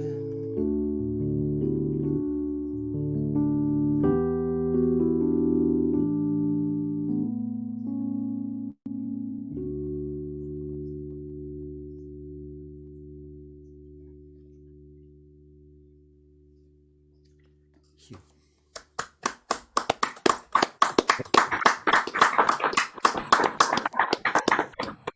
Thank you, Oh, everybody. Eric, it's so wonderful to hear your voice and to hear your music. You know, the first time I saw you was at the Falcon Ridge Folk Festival in front of 5,000 people, and you had 5,000 people screaming some pretty obscene lyrics. It was quite a baptism by fire. Where are you located now? Are you out in California? I now live in Boston, Massachusetts. I'm getting a master's degree from Lesley University in music therapy. Get out of town. No, I just got here. I wouldn't want to do that, but But Yeah. Do you know Robin Bateau? of course, yeah. I've seen him occasionally at the Fox Run. We end up bumping into each other in Sudbury, and in fact, we've done some little bit of recording together and writing together. Because I know he's getting something at Harvard right now, right? Yeah, he dropped out of Harvard as his last semester, so he's gone back at the age of 73, and he's wants to do a blog called Last in His Class at Harvard. But that's amazing that you're going thank to you. music therapy. Wow. We'll find out. How many minds will I warp in the process? We'll have to find out. I do want to say something though, Chris. That may be the first time that you saw me at Falcon Ridge. The first time I saw you, I had just gotten out of college, and a friend of mine said, "You have to go see this woman play at the Bottom Line." And I said, "Okay." So I went to the Bottom Line, and this woman who happens to be you says, "Can I get some people on stage?" And my friend who knows what's about to happen says, "Eric, get on stage." So sensitive new age guys happens, and I have no idea what's going on. So when you ask the seminal question, so to speak, I'm the one who goes, "Sensitive new." That was me. You embarrassed me, and I've never forgiven you. Wow. It's great that you mentioned Bottom Line, because Alan Pepper and Eileen Pepper are watching right now in Englewood, New Jersey. Hi, Alan. Hi, Alan. Alan, I'm so grateful to you for booking me there, first of all. So thank you. And it's so great to know that you're out there. So hi to both of you. And when do you finish school? Oh, I just started, so it'll be 3 years. Yeah. Wow. I'm so impressed. I'm so glad. I know I'm taking up time to ask you this question, but I'm so glad to know what path you're on. That's terrific. Thank you for asking, and it's great to see your face and to hear your voice. Thank you. Wonderful set. Wonderful set. Thank Our you. next performer is one who is near and dear to my heart. I saw her for the very first time at the Speakeasy in New York back in the 1980s when she was singing with her sister Megan as the Smith Sisters. But for many years now, more than 25 years, I think, she's been a member of the Four Bitchin' Babes. And she has a brand new album out. It's called Then and Now. And she's done a whole bunch of traditional songs that are tribute to artists and the music that has inspired her. You can find out more at debbiesmith.com, and that's spelled DEBISMITH.com. She's won Washington Area Music Awards, Whammies, ASCAP Composer Awards, American Library Awards, a Grammy nomination, and she's appeared at the Kennedy Center, the Guthrie Center, the Epcot Center. But as Sally Fingerette of the Four Bitchin' Babes loves to say, Debbie is the only person she knows of who can use every piece of a Sears Craftsman toolkit. Oh yeah, she's that kind of girl. And I know you're going to love her. Debbie Smith.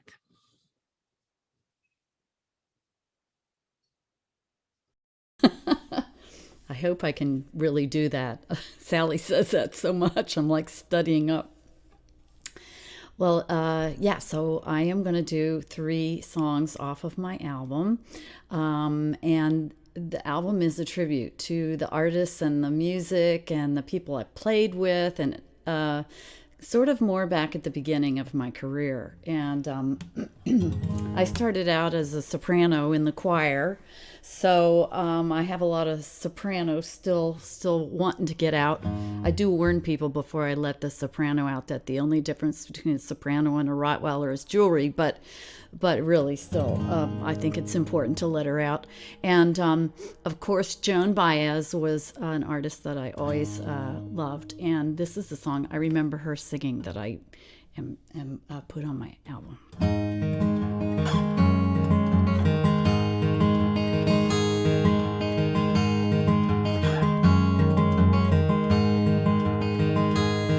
Oh, fare thee well, I must be gone and leave you for a while. Where'er I go, I will return if I go.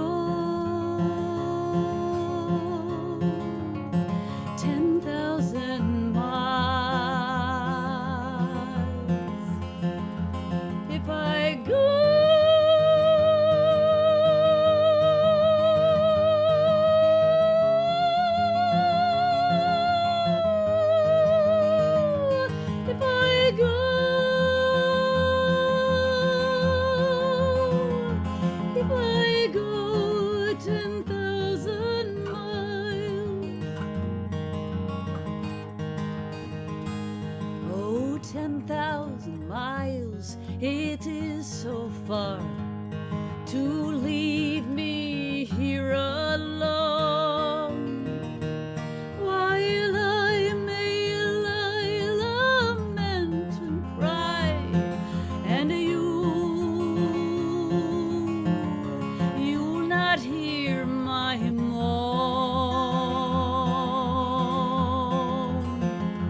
and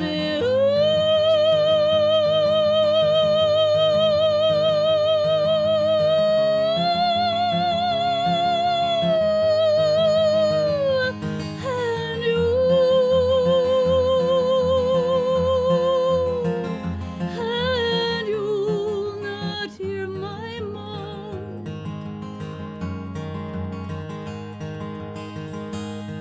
Oh, the crow that is so black, my love, will change his color white if ever I should prove false to thee. The day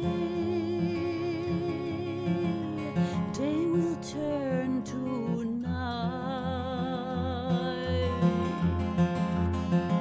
Yes, the day,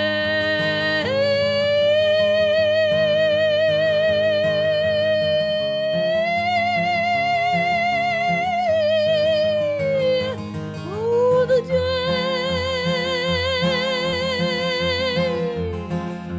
yes, the day will turn to night.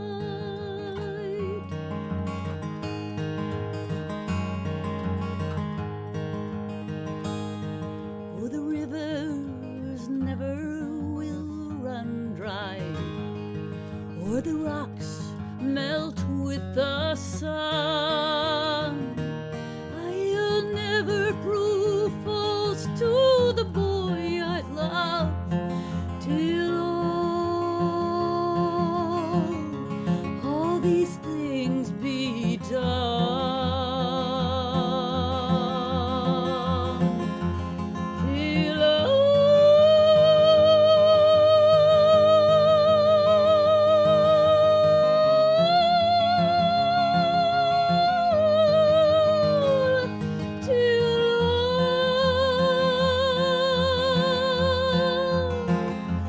Till all these things be done.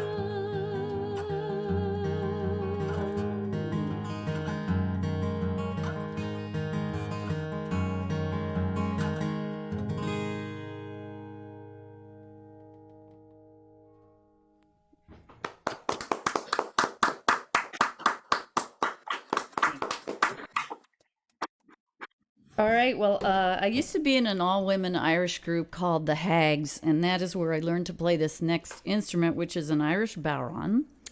And after I was in the Hags, of course, then I became one of the 4 bitchin' babes. So I went from being a hag to being a bitchin' babe, which is clearly a promotion.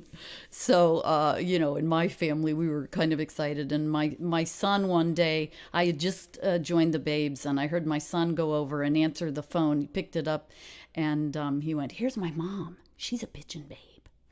And it was the PTA. So that was kind of an interesting conversation we had that day. But to this day, I still play it. And back early on in my career, my sister and I recorded with Doc and Merle Watson. And we had it was amazing to work with another family, that knew what that was like to work with family.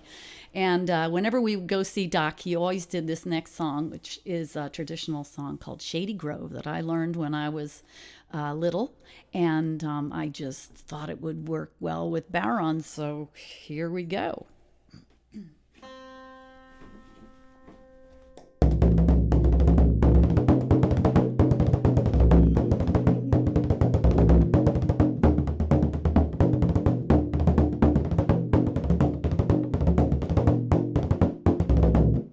Shady Grove, my little love, Shady Grove, I say.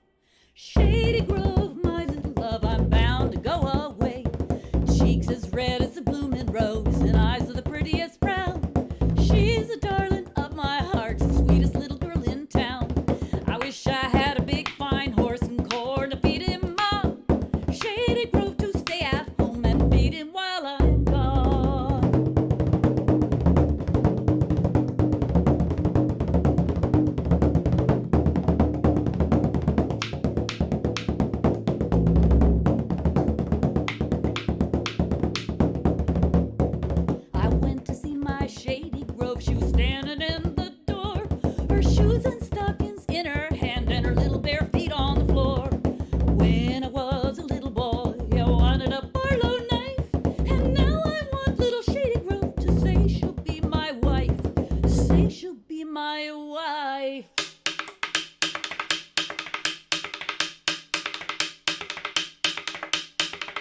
A kiss from pretty little Shady Grove is sweet as brandy wine.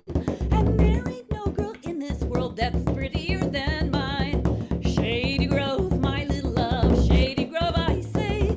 Shady Grove, my little love, I'm bound to go away. Bound to go away. Bound to go away.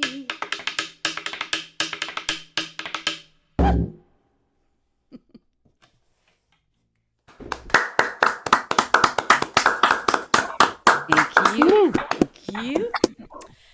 Okay, so I'm going to finish up with this next one, and it's Veterans Day this week, and so that's one of the reasons I wanted to sing this next song, which is a wonderful patriotic song that I learned in elementary school, and this has all the verses. And my dad, who is a veteran, turned 97 today, so I want to wish Dad a happy birthday today. And on this song on the album, I had a few songs that I was fortunate to have Al Petaway, who's an amazing guitarist, play with me on. And through the wonders of modern technology, he's going to make an appearance here tonight. So here we go. And I want to thank you all so much for having me be part of this show. And it's wonderful to be on, with all these amazing musicians and wonderful hosts. Thank you so much.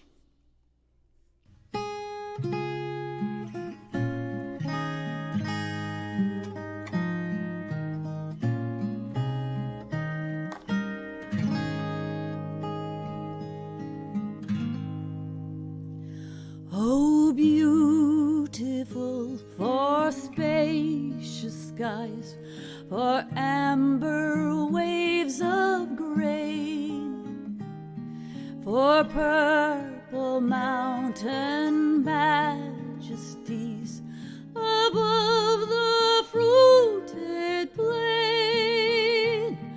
America, America, God shed his grace on thee, and crown thy good with brotherhood from sea to shining sea. Oh, beautiful for pilgrim feet, whose stern impassioned stress a thoroughfare for freedom beat across the wilderness. America, America, God mend thine every flaw, confirm thy soul in self-control, thy liberty in law.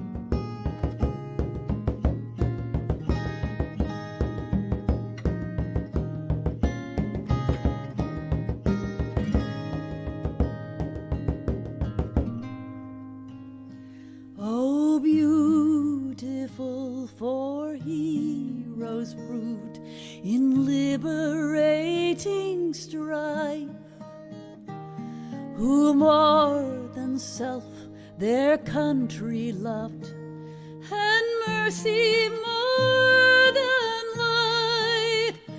America,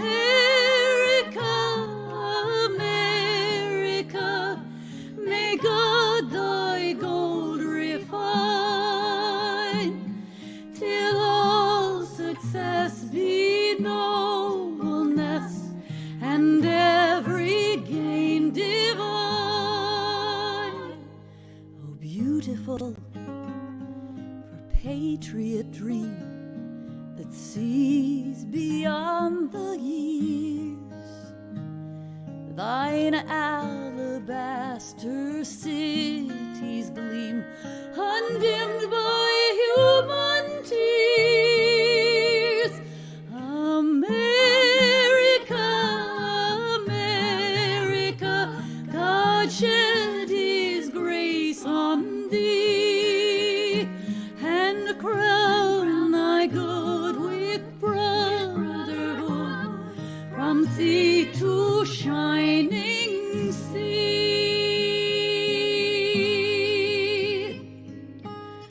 and crown thy good with brotherhood from sea to shining sea.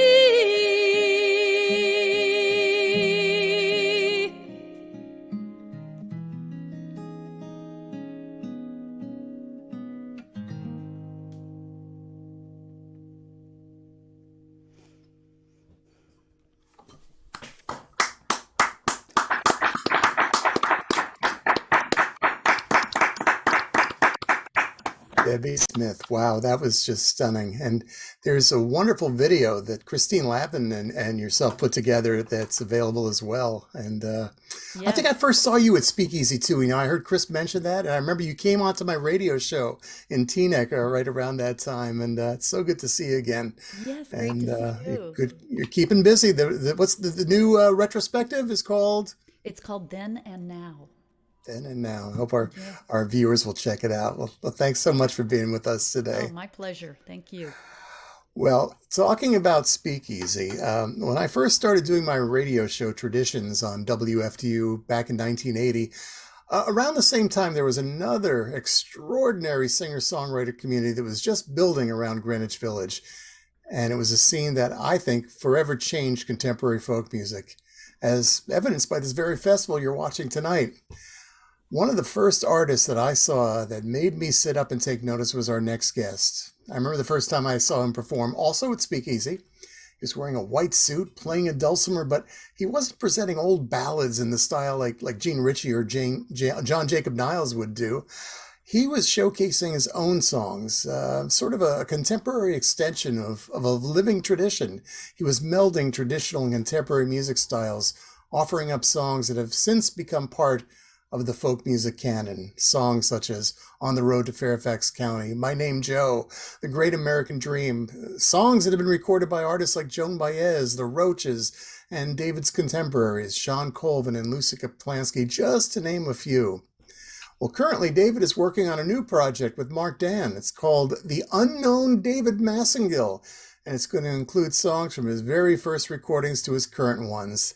He's also a prolific author and illustrator of pocket-sized children's books.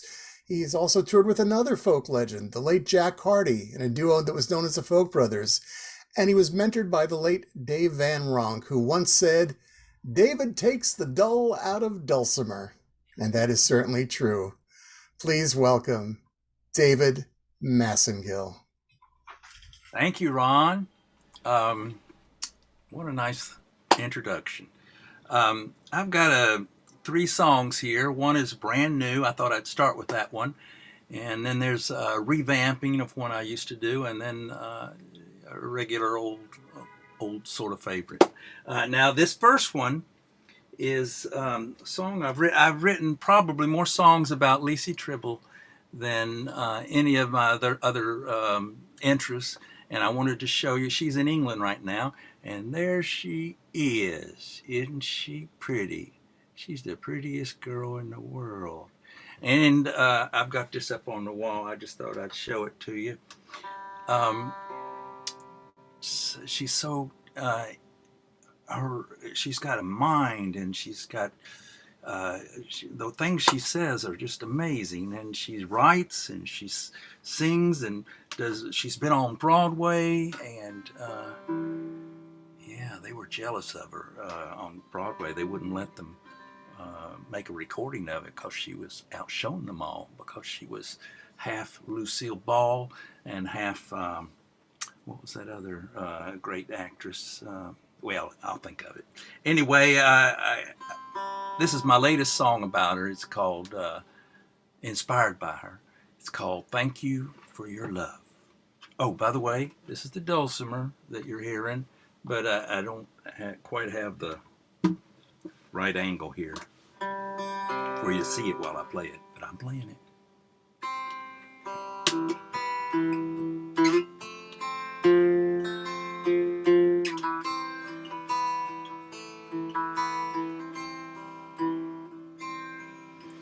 Thank you for your love. Thank you for your love. I opened my hand. You gave me a glove. Thank you for your love.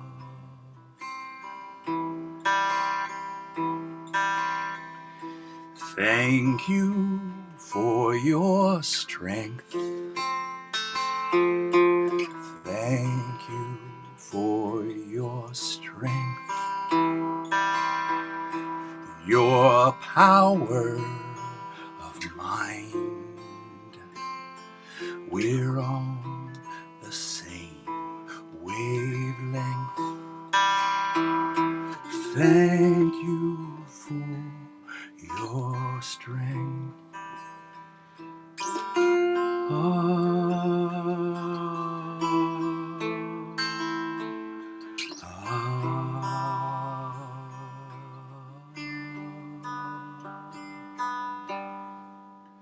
Thank you for your calm. Thank you for your calm. When life is at risk, you diffuse the bomb. Thank you for your calm. Thank you for your zing. Thank you for your zing. Your rain or sunshine.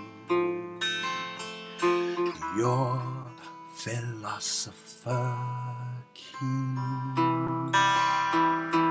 Thank you for your zing. All of my life I have sharpened the knife, but now I discover I'd rather be a lover.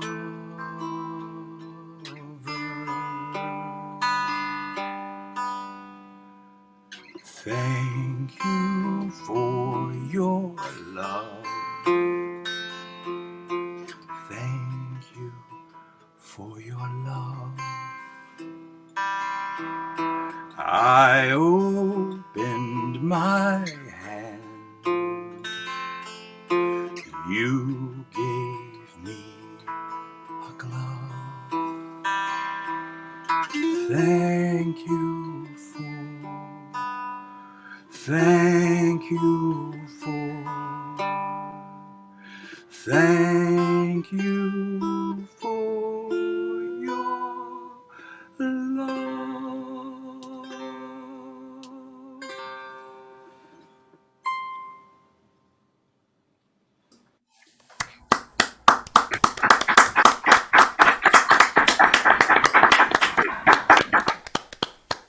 Thank you. Thank you for your love, Lacey. I've got a song here I've cut 12 verses from. This is my revamp. I wrote this song back in 1986 when I read in a New York Times that the Ku Klux Klan was going to march in my hometown of Bristol. Now, there's a Bristol, Tennessee, Bristol, Virginia. The main street, State Street, is right in the middle. And as it turned out, I found out later, the The Tennessee side wouldn't give them a marching permit, but the Virginia side did. So when they marched in that thing, they went on to one side of the street. And I started thinking about all these things because I didn't grow up going to school with black kids. And yet I used to see, I used to love Little Rascals and also Amos and Andy. I thought I was missing out on a lot of fun. And then, so when I heard this happened, I thought of those things. And I thought an episode of Amos and Andy I saw, and it inspired this song I wrote. Gosh, 24 verses or something, and I debuted it at the Kennedy Center. There was a festival there they had me at, so I debuted it there. I decided I would take out the harder things in it, the Klan verses, and so I would just do the children's verses. This is a version that I would play in schools for first graders and second graders.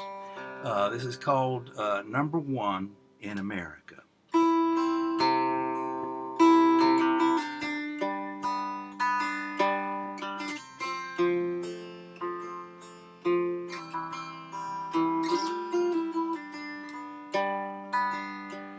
In 1963, in my hometown, Bristol, Tennessee, sitting on my mother's knee, watching Amos and Andy on TV.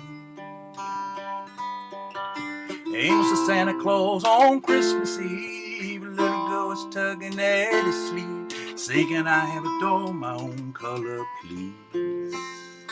He said, "Honey, you can make believe." Just then came a call on the telephone. It was the mayor, asked if my daddy was home. This was for his ears alone. Mom and me listened on the second phone. Mayor said, "The Freedom Riders are on their way, and they'll be here by Christmas Day. Our laws they vow to disobey. 'Cause our school's as white as the Milky Way." Well, now we're really in a fix. Can't let them show us up like country hicks. But once we let the races mix, it's goodbye Jim Crow politics. First it's 40 acres and a mule, then they want to swim in our swimming pool. Pretty soon everyone to go to school, where we were taught the golden rule. Imagine them telling us how to live. Imagine them telling us how to live. We're number one in America, number one in America. Beat the drum for Uncle Sam, oh, come in Birmingham. Oh, to be number one in America.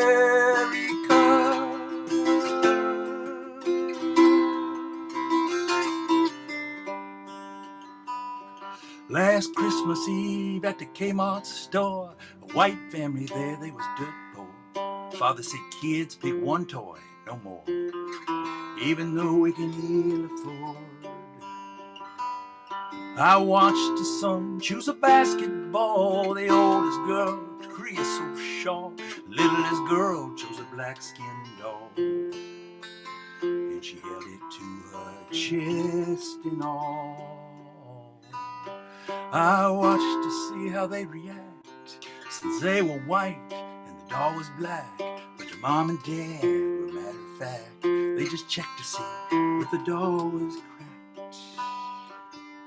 So may you make a rebel stand, where black and white go hand in hand, until they reach the freedom land, where the lion lies down with the lamb.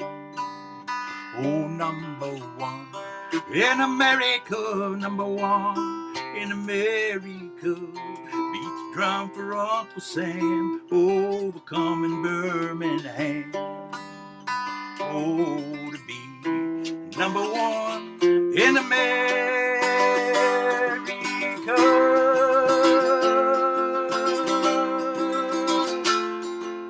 We shall overcome. I'm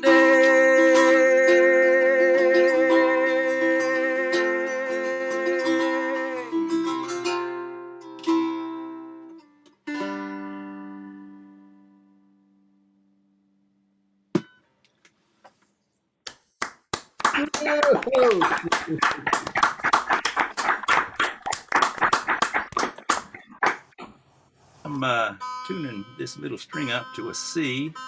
I hope it behaves. One thing I've done during this pandemic, I've loved just finding so many artists to enjoy, and one is very easy. A lot of you know Stan Rogers. His brother Garnett Rogers has been a singer for once his brother passed on. He sort of took up the cause and is a fine songwriter himself, and he wrote this book about their life together, touring. It's the funniest book. I saw it on, Christine had a little Christmas to get together, and I saw it on her bookshelf. So I know she's got it. I want everybody out there that's a folk singer to read this. This is the funniest book ever. And it's all about our lives. And he's so honest and so funny. And I just love it. And I've read it, and and he's just put out a novel, 6 Crows Gold. There was an earlier thing when Ellis did 500 Crows, a real nice song. And I thought of this. Now, this is a novel, and it's very political. And it's got a jailbreak from my hometown, Bristol, Tennessee. Bristol, Tennessee jailbreak. And so the song I just rang. And so I said, you know, I wrote him. I said, you had me at Bristol, Tennessee. So I haven't gotten it. I haven't started it yet, but I'm really looking forward to that. So I just wanted to let everybody know. Also, he does the very best version of this song. About, I don't know, 10, 12 people have recorded this. Dave Van Ronk, Chad Mitchell, George Gerdes, Lucy Kaplansky is doing it again. And anyway, my very favorite version is by Garnett. He put it out on record, his last record. It's just, it just transported me. And he even took a few liberties with the lyrics, which I approved of, actually. I just love it. And I'm 70 now. I hope I live to be 90 or even more. But when I leave, when they play my little thing, I hope they play some of my songs. I hope his version of My Name Joe is going to be the one they play. It's about standing up for your friends. It's about a place I used to work. And it's mostly true. My Name Joe.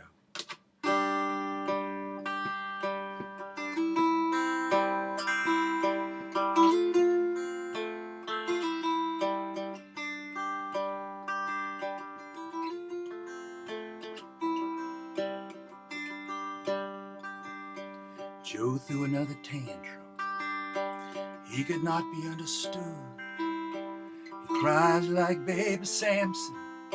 His English is not good. Oh, his English is not good.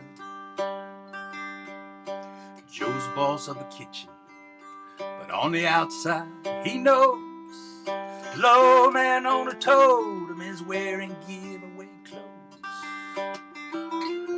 Wearing giveaway clothes. Joey fights the good fight. He wears a white uniform. Waiters are all artistes out chasing unicorns. Oh, chasing unicorns. Joe works 14 hours. After 10 he starts to booze. He gets very sentimental. He sings the Buddha blues. Oh, he sings the Buddha blues. My name Joe. My name Joe. There is a king in Thailand, and he plays the jazz drums. He has a fine and healthy son, Oh, no, I'm not the one. My name, Joe.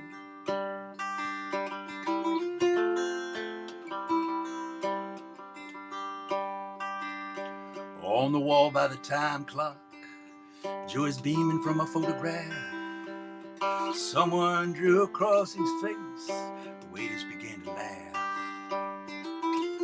Oh, began to laugh. Well, Joe picked up a hatchet and he tenderized the wall. When he got through with it, the time clock wasn't punching anymore. Time clock wasn't punching anymore. The waiters ran for cover. Maitre D began to lisp. The drunkard in the corner said his lettuce was not crisp. Oh, his lettuce was not crisp. Then the owner called immigration, said, here's someone you should know. He's an illegal alien, and I think his name is Joe. Oh, I know his name is Joe. My name Joe. My name Joe. There is a king in Thailand, and he plays the jazz drums. He has a fine and healthy son. Oh, no, I'm not the one. My name, Joe.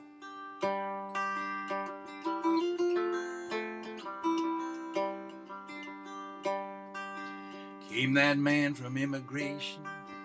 He said, I got a job to do. Easy questions, easy answers. Just point me to the kitchen crew. Point me to the kitchen crew. He asked Leroy from Harlem. He asked Cisco from Mexico. He has a white trash from Tennessee. They all said, my name Joe. My name Joe. My name Joe. My name Jose. The immigration man, he sputtered. Kitchen crew, they roared. And while they were arguing, Joe slipped out the back door. Joe slipped out the back door. Slipped out the back door. Down the beach, Joe tries to listen to the heartbeat of a whale. How it echoes his own heartbeat, and the distance he has sailed. Oh, the distance he has sailed. My name Joe. My name Joe. There is a king in Thailand, and he plays a jazz drum. He has a fine and healthy son. Oh, no, I'm not the one. My name Joe. My name Joe. My name Joe.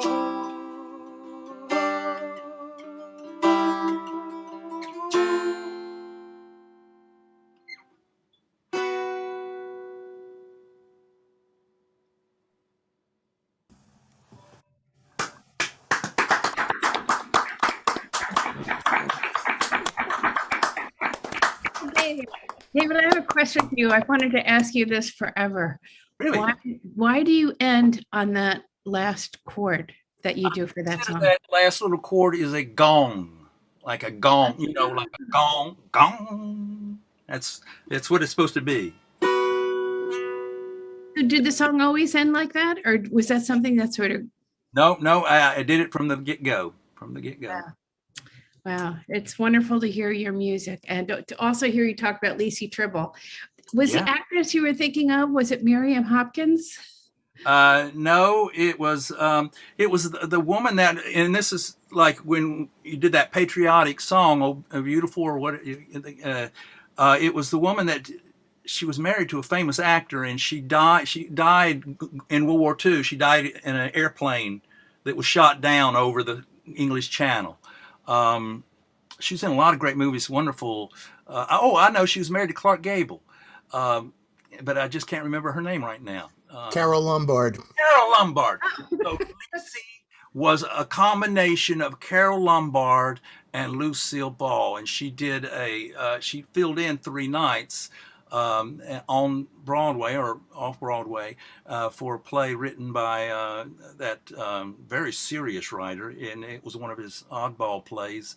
Who's the serious writer that's Southern from Louisiana? Truman Capote? No, playwright. This is Thornton Wilder. 70. I'm going to get it out of you.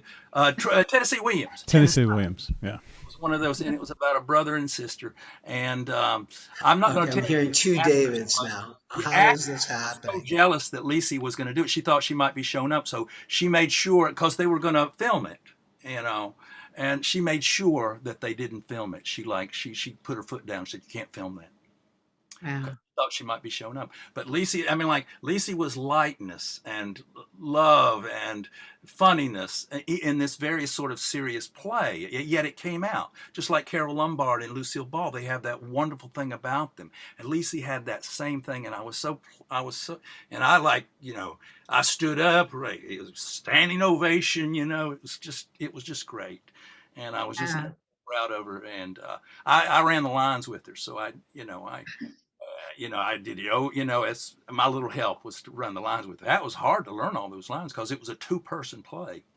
And her brother was played by, and I can't remember his name, but he's the brother to that one of the famous actress that had that she was a police show, and then it continued on without her. Her husband is was in that dancing movie, and he's still doing things. Anyway, he played the bottom line too after they bombed New York. He and his brother. I just can't remember names anymore. Kevin Bacon. And his wife is Sedgwick. Yeah. And she came one night, and she came and she saw because he was like the substitute. So Lisi and he got to do it for 3 nights, and she came to see that, and she said something real nice to Lisi too. So wow. Well, okay, we could go on forever. I don't know. It's fun. It's fun.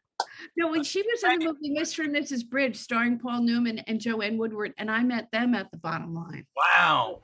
Cool. So the club was a crossroads of many, many worlds. Yes, it was. And hello to Alan and Eileen. Hi, you guys. Well, thank you so much, David. Sorry to get you off on this tangent.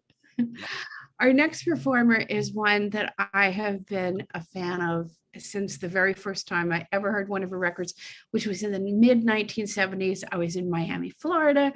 An air conditioner broke, and I was stuck in this house that had 4,000 record albums. And I went through it every day. I would listen to records until I found, and they were all in alphabetical order. It came to Megan McDonough, and I never played another record after that. And then we got to meet years later. And this is a girl who was born to sing, like Debbie Smith. Born to sing. And last year she won the Woodstock Folk Festival Lifetime Achievement Award, which seems crazy because she's still so young and beautiful. And she started singing professionally when she was a young teenager. I think 14 is when she won her first contest and got her first recording contract. She's also recorded an album of standards, My One and Only Love. And she sang the part of Patsy Cline in a full production of Always Patsy Cline in Chicago, an award-winning production. This girl, there's nothing she cannot do. And she's also a life coach and a performance coach. And I know you will love Megan McDonough.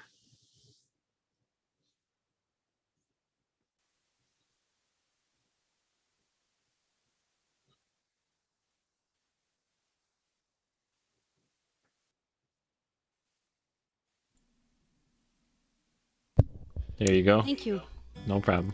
Thank you. Brandon, marry me. Really. I'm so happy to be here. And you know what, Chris, I was thinking, after hearing Debbie, who, I was never so inspired as when I was touring with the Four Bitchin' Babes. I was just so inspired. But listening to Debbie tonight, hitting those, astronomical notes, way up there, I thought, Deb, you must own no fine crystal.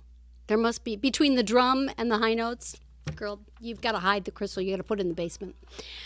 Speaking of the Babes and touring with the Babes, this is one of the songs that I recorded in 1993 when the Babes were going strong, and every night I got to hear great singing and great songwriting. Just like tonight, great songwriters. Thank you. She was a little girl from Texas with a little mystic twist. She wore a tattoo on her shoulder and one on her left wrist. One was of the Buddha that said, "To thine own self be true." The other was 3 symbols that meant, "I love you." Now she is running to the beat of a different drummer, humming the tune of another song, knowing all the while to just remember there's no right way to do what's wrong, and the path she chose is not for everybody. It's long, it's narrow, and it's got its curves, but at night she lays her head down, knowing that she's found the dream that's hers.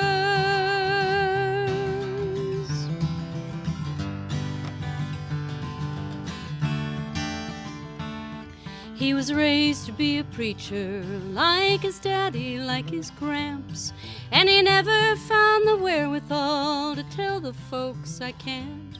So he surrendered to their wishes, but he always knew someday he'd take those loaves and fishes and find his own way. Now he is running to the beat of a different drummer, humming the tune of another song, knowing all the while to just remember there's no right way to do what's wrong, and the path he chose is not for everybody. If you're gonna move a mountain, man, you'll climb some cliffs, but at night he lays his head down, knowing that he's found the dream that's his. Go on and shake the dust from your boots to glory. Give the past just a wink and grin on the future. Write a brand new story of what's to come and not what has been. And you'll be running to the beat of a different drummer, humming the tune of another song, knowing all the while to just remember there's no right way to do what's wrong, and the path you choose is not for everybody.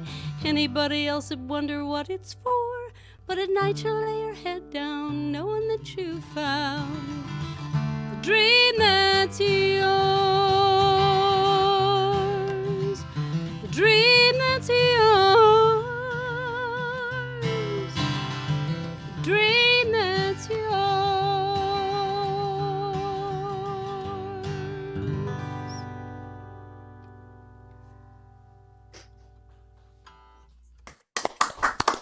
Ooh. Thank you so much. When I was a young folk singer, starting out, back when the earth was still cooling, I started as a kid, Greenwich Village to me was Mecca. I was a little kid from Crystal Lake, Illinois, not the end of the world, but you can see it from there, in the words of Lenny Bruce. And I just, when I moved to New York for a couple of years and lived in Manhattan and went to the Village and to the Speakeasy and met Chris in Aspen, Colorado. And that's a story, Chris, I'll never forget. But just that I'm here tonight is really I'm a little verklempt.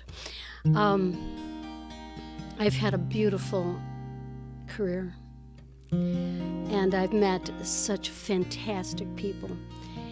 But music has been the most healing thing for me. And like many of us, I take the work where I can get it and where it comes from, and it comes from very unusual places. And I remember getting a call from a friend of mine to fill in for him at a Unity church. years ago in 1983, and I said, Ed, I have no idea what I would sing. And he recommended a song that I had written called If Love is a Dream.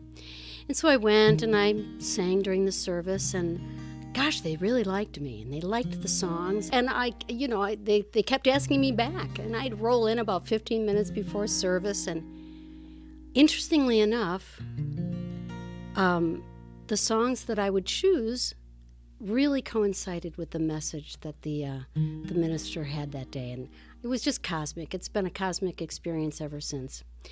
I'm still doing those gigs from time to time, and they have inspired a lot of songs, and this is the latest. It's called Out of the Blue.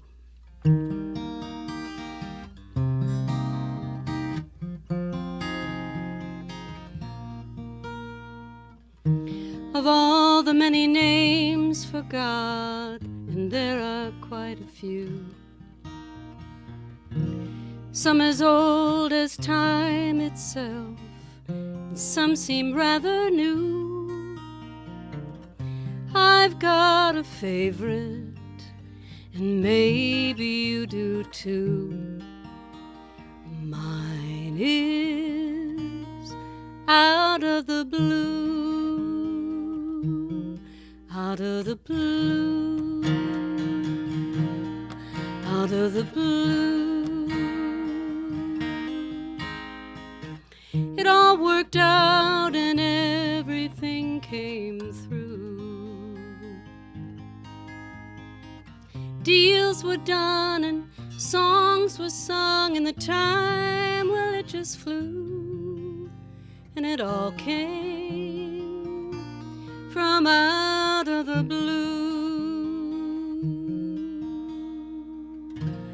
At times I feel so full of doubt and don't know where I fit. Tired and my mind keeps saying, might be time to quit. Then just when I get quiet, 'cause that something tells me to, hope comes from out of the blue, out of the blue, out of the blue, where everything's created old and new. I'll have the best idea, and I'll know what to do. And it all came from out of the blue. Everything's created twice, first in thought and then in form.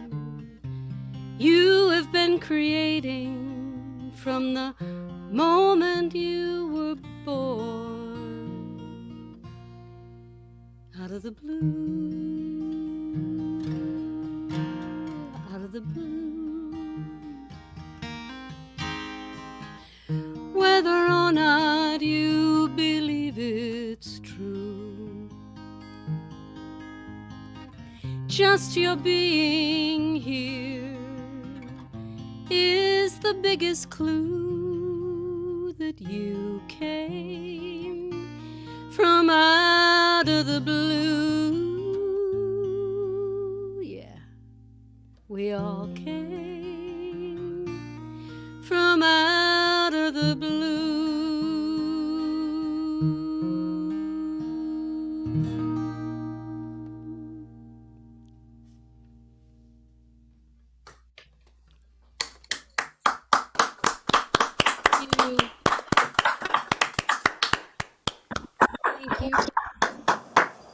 Thank you, Out of the Bluers. Okay, this last song is also a new song. And I got the highest praise when I sang it at when I received my Lifetime Achievement Award. I tell you what, you hang around long enough, you'll get one too. From the Woodstock Folk Festival, not too far from where I grew up, Woodstock, Illinois. And there was an online festival, of course, and Chris was there, and I played this song, and she said, "Oh my gosh, why didn't I think of that?" I was like, okay, you can take me now, big guy. It doesn't get better than that. The praise does not get higher than that. Christine Lavin is probably the funniest songwriter I know, and one of the best songwriters I know. It was a privilege to be in the Babes with all the wonderful artists that have been in the Babes.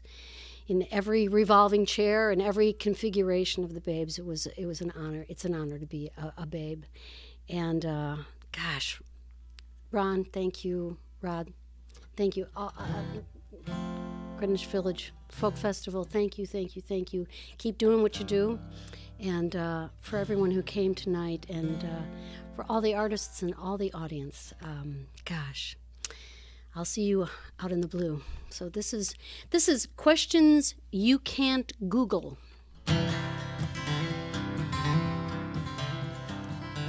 Now I love me some Google, Siri and Alexa too.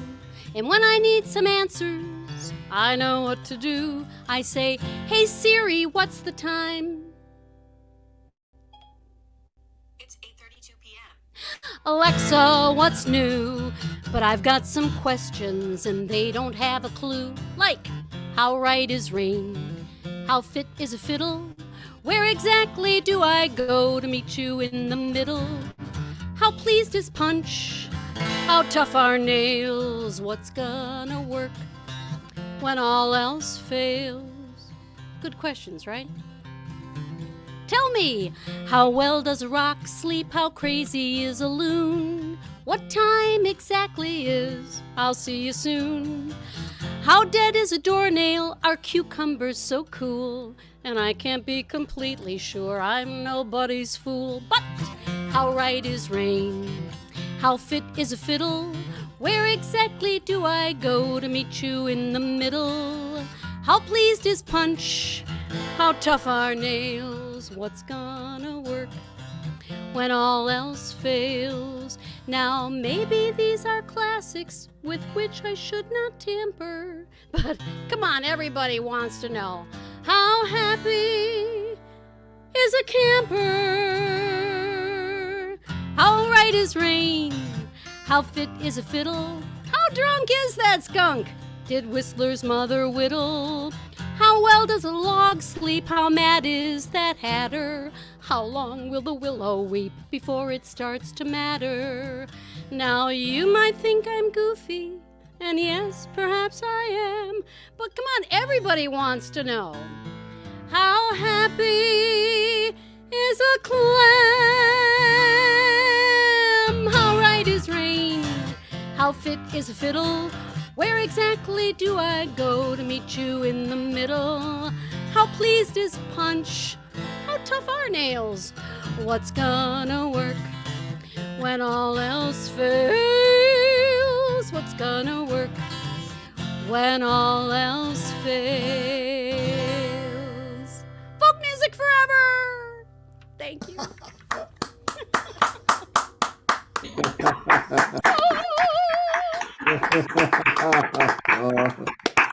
Oh, Megan, you just sound great and you look great. I love your new hair. I'm telling you, girl, we all have Debbie Smith hair now because of some of the things about COVID were great. I was like, yeah, I'm not cutting my hair. So, Meg, how can people find you online? They can find me at meganmegan.com, which that's my website. It needs it's in dire need of an update. You guys, I am lazy as all get out. I'm the laziest singer-songwriter you're ever going to meet. meganmegan.com. Can you spell that? Megon. I'm starting another venture and using the original spelling of my name, but that is a long, boring story. And I'd be happy to tell you. Just email me. Okay. Well, thank you so much for being here. Chris, always You sound better than ever. You really do. Thank you. Thank you. Love you. Well, our next performer is also from the neck of the woods that Megan is. His name is Howard Levy, and he began playing piano at the age of 8. He started improvising after his third piano lesson and would often improvise for 30 minutes or more. And he was 8 years old. By the way, all the performers here tonight are doing this for free. And if you would like to kick in some tips, it would be really wonderful, because we just split them equally among everyone. And we've all been struggling during the pandemic, some struggling more than others. And we so appreciate the support of live music. So just wanted to throw that in while I'm introducing Howard. Over the years, Howard has taught thousands of people, because he has invented sort of his own technique for the harmonica, which you will find out about. And he's got 2 instructional videos. He's got an online school. He was in Bella Fleck and the Flecktones from 1988 to 1992. And he has recorded with people like Dolly Parton, Kenny Loggins, Bobby McFerrin, Steely Dan, Paul Simon, Kurt Elling, the great jazz cat, Spyro Gyra. There is nothing this man cannot do musically. Get ready, gird your loins, as Jim Caruso would say at Birdland. Gird your loins for Howard Levy.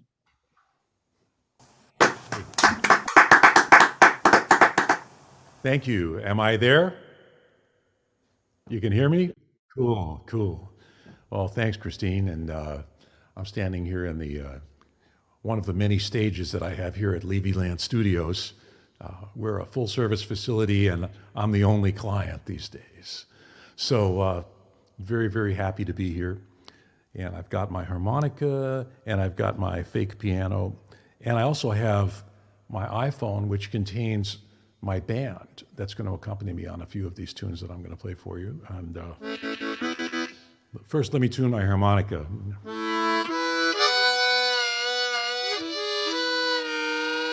Okay, sounds close enough, right? So this first tune is kind of a bluegrassy tune that I wrote. I usually play it with real live musicians, but here I'm playing it with some very convincing robots, and it's called Howard's Rag, and it goes something like this, I hope.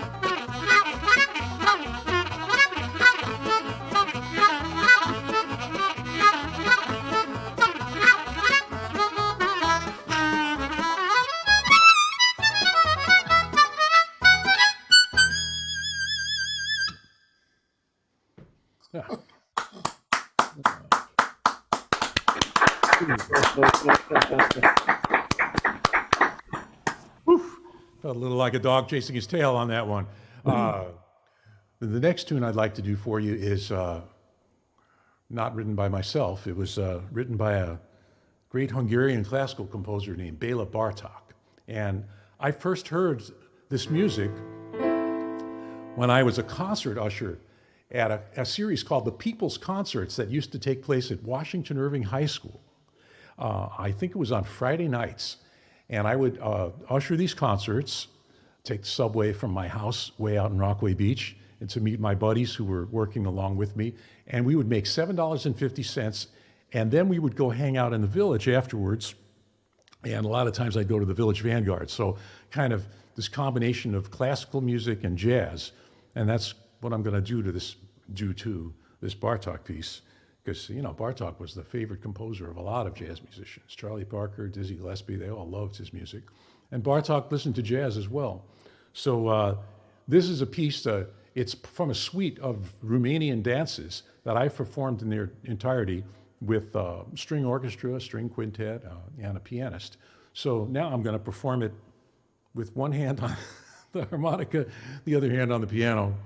And I hope you enjoy the Bartók Romanian Dance number 1.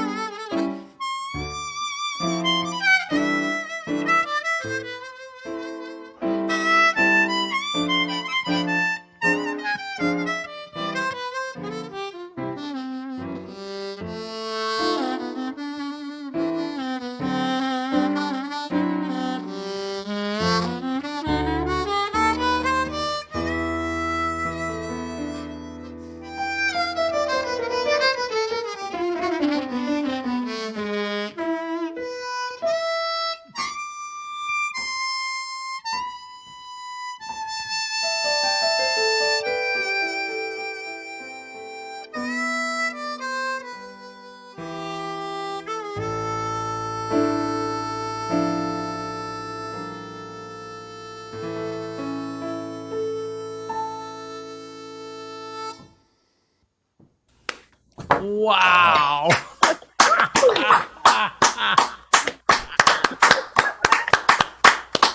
Thank you. Thank you very much. Yeah, I have to record that one, actually. I have to record the first one too. This third one that I'm going to play, I actually have recorded on my debut vocal album, which was the audiobook version of this book that I wrote called Songs, Poems, and Stories.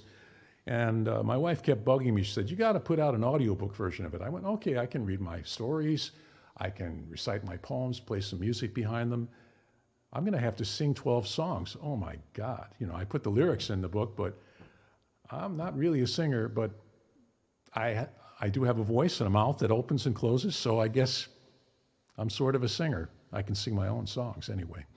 And so this one, I remember I wrote it one day as I was driving into Chicago. I was sitting in a particular place right near Lakeshore Drive and the lake, and it just sort of came to me about how the whole world looked like and felt like music to me.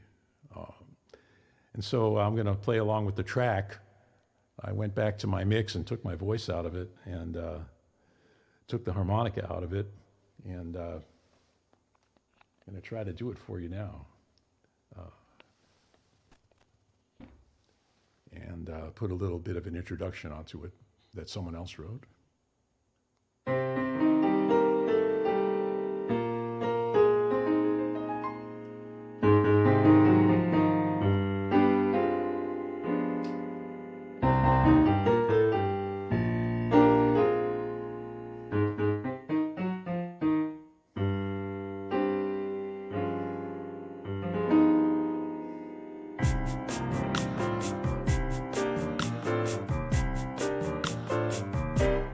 I speak music,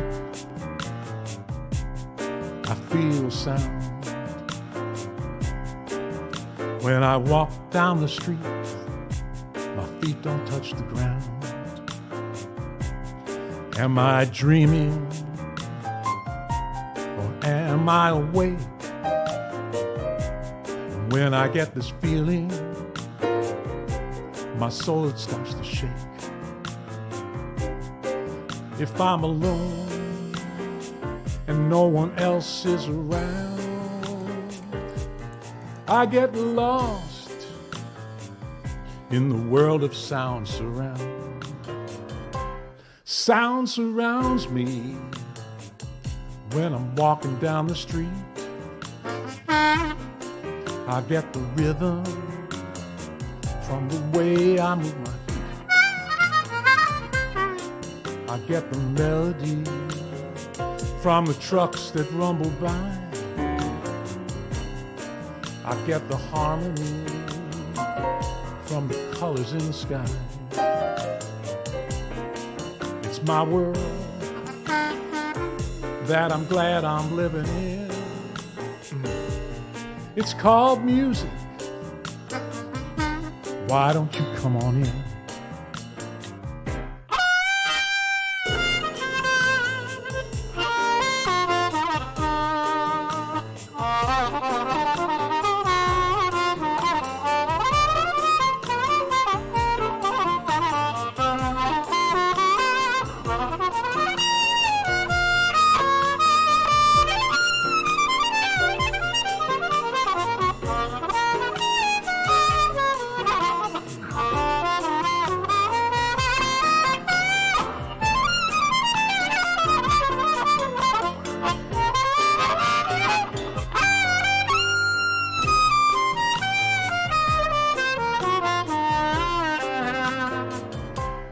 Sound surrounds me when I'm walking down the street. I get the rhythm from the way I move my feet. I get the melody from those trucks that rumble by. I get the harmony from the colors in the sky. It's my world that I'm glad I'm living in. It's called music. Why don't you come on in? Why don't you come on in? Why don't you come on in?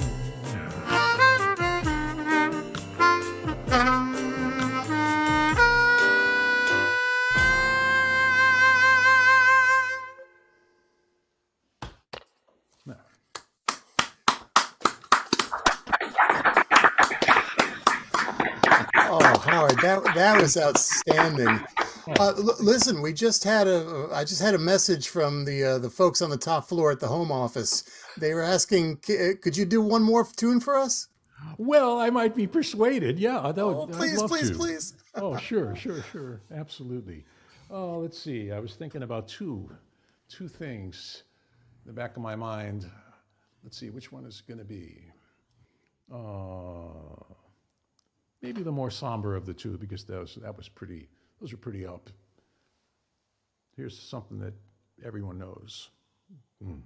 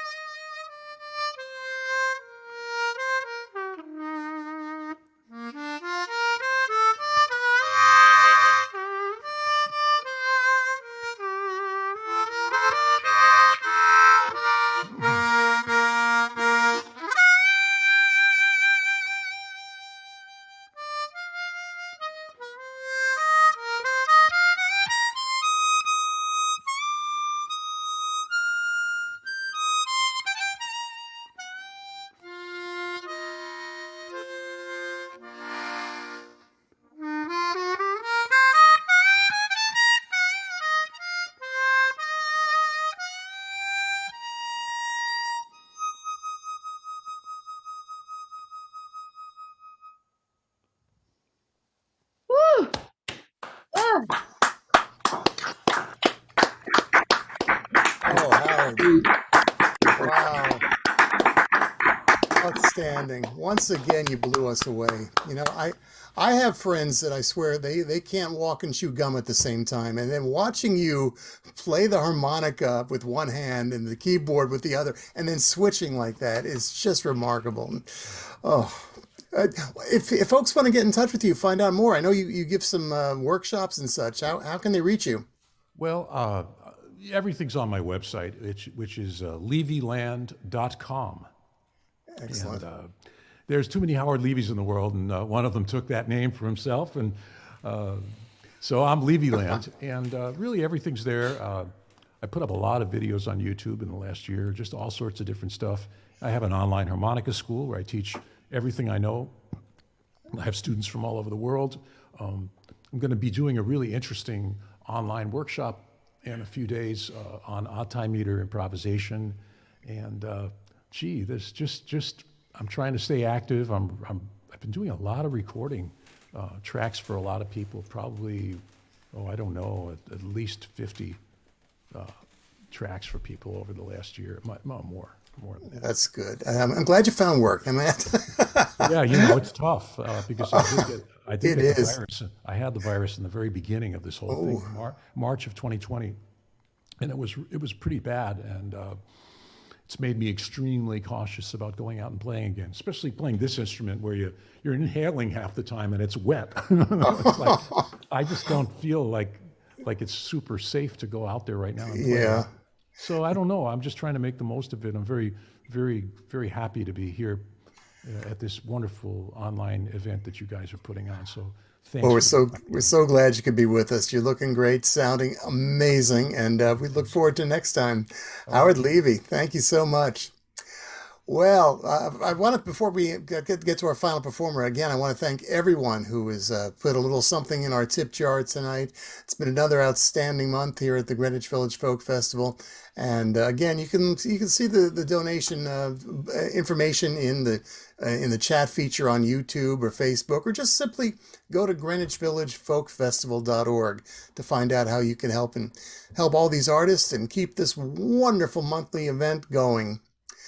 Well, our final performer is one of the busiest and most accomplished artists in our folk community. He's a singer, a songwriter, a concert performer, a recording artist, a storyteller, and an activist. His career now spans 5 decades and includes 26 albums, 3 Grammy Awards, plus he's also an actor. He's appeared on Broadway as well as television, film, and radio. And in the music world, he's a well-respected contemporary folk artist, as well as a pioneer in the field of children's and family music. During the height of the COVID shutdowns, Tom and his daughters, the Chapin sisters, streamed 200 live concerts under the moniker of Mornings with Papa Tom. And now all of these are archived on YouTube. Simon & Schuster has released 3 children's books that are based on his songs: This Pretty Planet, Library Song, also known as the Library Book, and The Backwards Birthday Party.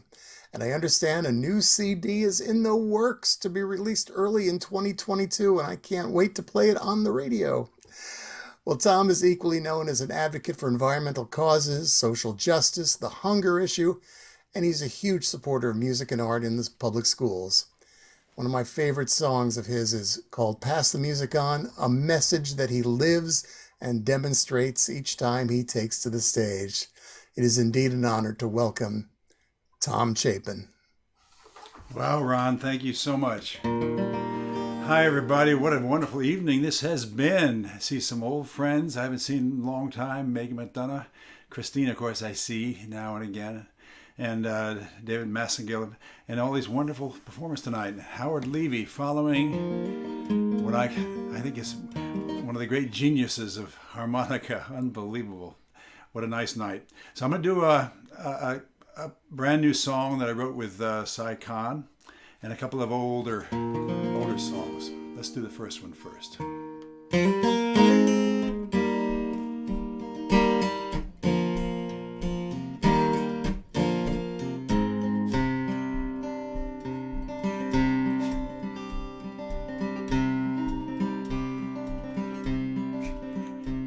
If If you listen close, I'll share a thought or two about who I am and what I'm trying to do. I have come to toss some words up in the air with a tune to float and fly them to your ear. I am not a savior sent here from on high. I am just a singer trying to get by. I'm not a messenger from some far distant star, just a poet with an old guitar. And I am not a magician who makes things disappear, but I can cast a spell to calm your doubt and fear. Listen to the sky when the night is clear. Hear what the ancients called the music of the spheres. Ooh, ooh, ooh, ooh.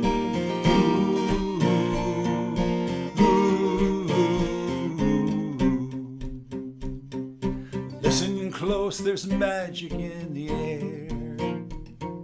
Hear the notes flying, flying everywhere. It's an ancient art as old as humankind. Sing your song, then move on down the line. And I am not a preacher calling judgment down, just a troubadour traveling town to town. I'm no sorcerer with potions rare and strong, just an old musician trying to get along. Ooh, ooh, ooh, ooh.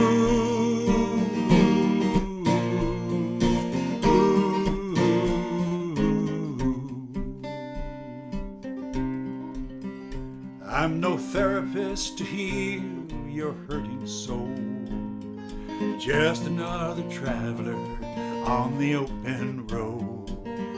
Standing on the stage with methods tried and true. Open up your heart, let the music through. Ooh, ooh, ooh, ooh.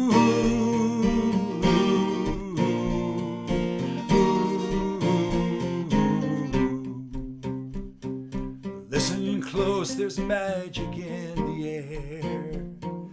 Hear the notes flying, flying everywhere. It's an ancient art as old as humankind. Sing your song, then move on down the line. Sing a song, then move on down the line. I'll sing my song and move on down the line.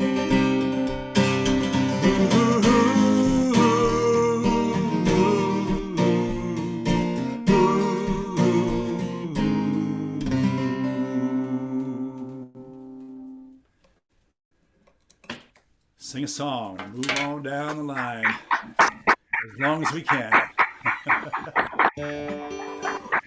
Here's a couple of songs written with my great friend John Forster, wonderful singer-songwriter. He and I started my kids stuff back in 1988, and I'm looking at myself with these little earphones here. I think I can do with just one.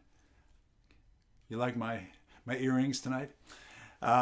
Here's a song that we did an album called Broadsides, and here's the song that was the title track.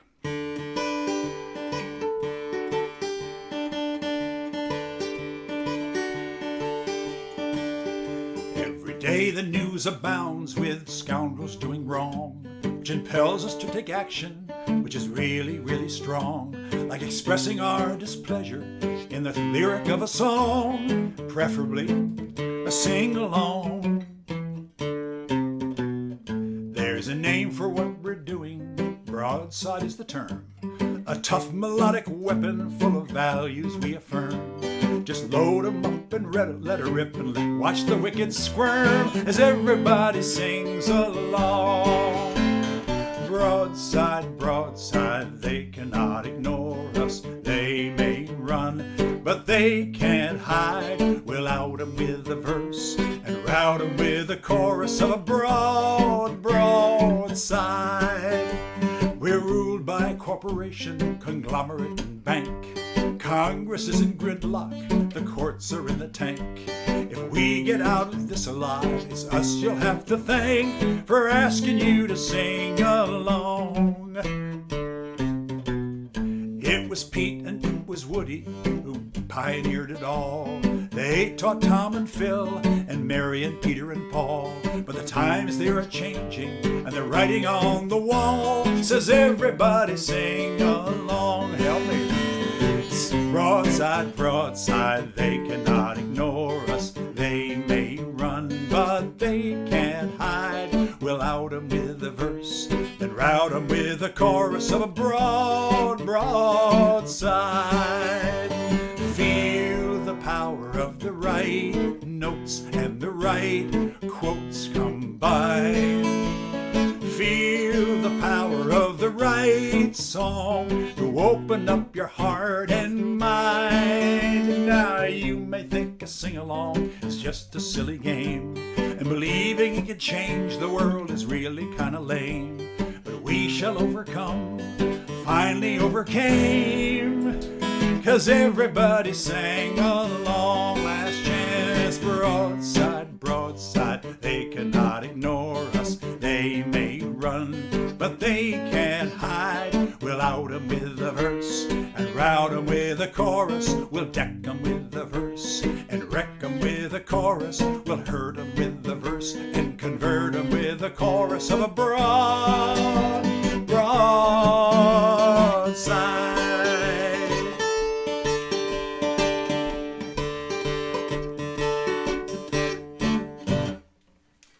Broadside.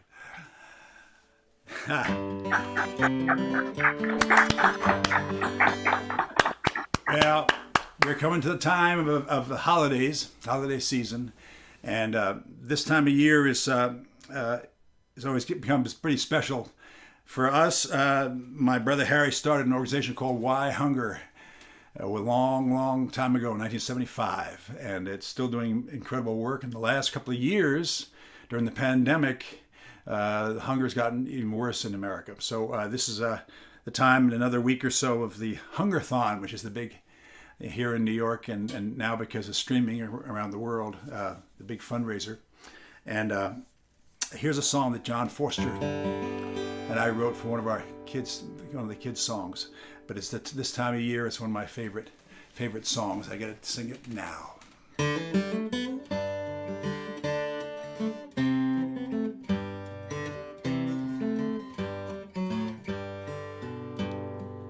When we were farmers, we hauled in the harvest and found it Thanksgiving Day. With food in the shed for the winter ahead, we would gather together to say, thanks for our health, thanks for our hearth and the bounty that grows from the ground. With our loved ones near, we bless the year that's brought us safely round.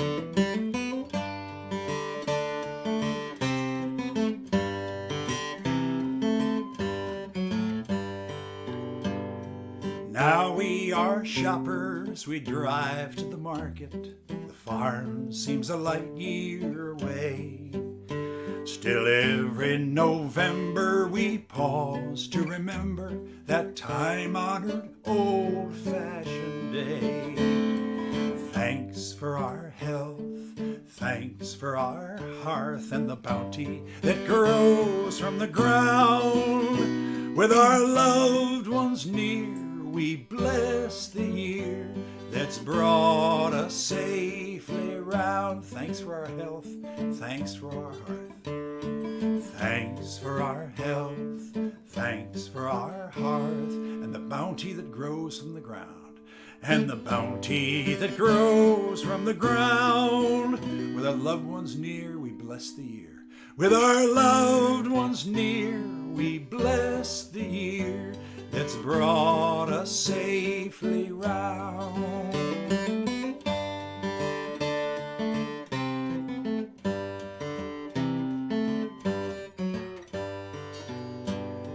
Everything changes, yes, even Thanksgiving. Let's rededicate this old day to helping the hungry, the poor, and the homeless, so all may be able to say, thanks for our health, thanks for our hearth, and the bounty that grows from the ground. With our loved ones near, we bless the year that's brought us safely round. With our loved ones near, we bless the year that's brought us safely round.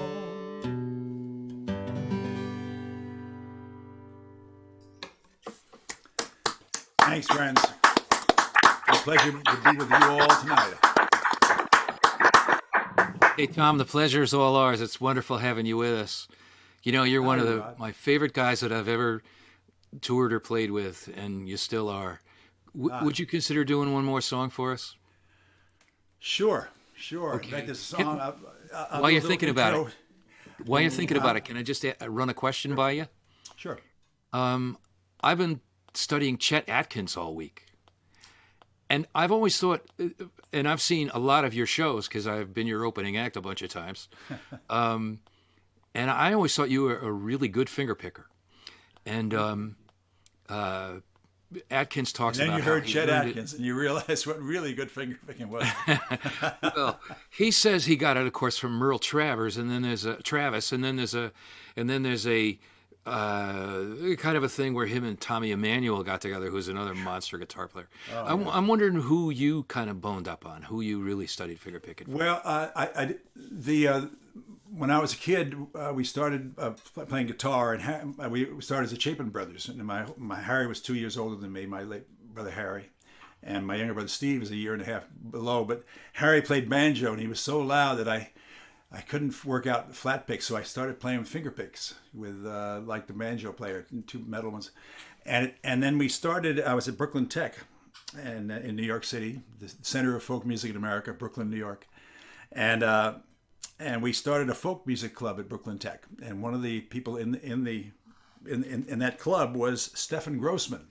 Wonderful, who studied all the great fingerpicking and the blues guitarists. Yeah. And he was taking lessons from Reverend Gary Davis up in Harlem. And so Harry and I went with him one day and watched a lesson. I think it was $7, and I watched Stefan learn as he.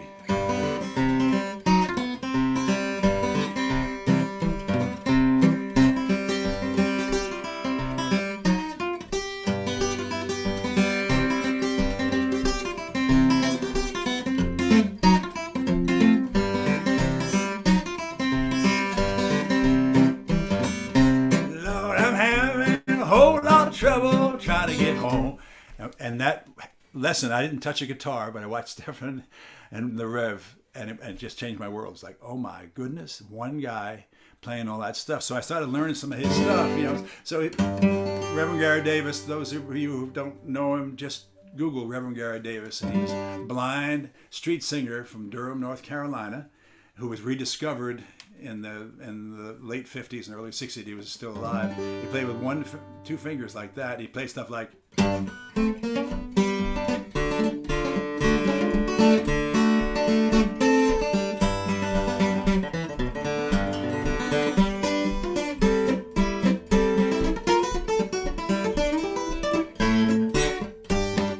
Let us get together, and I just love that rag stuff.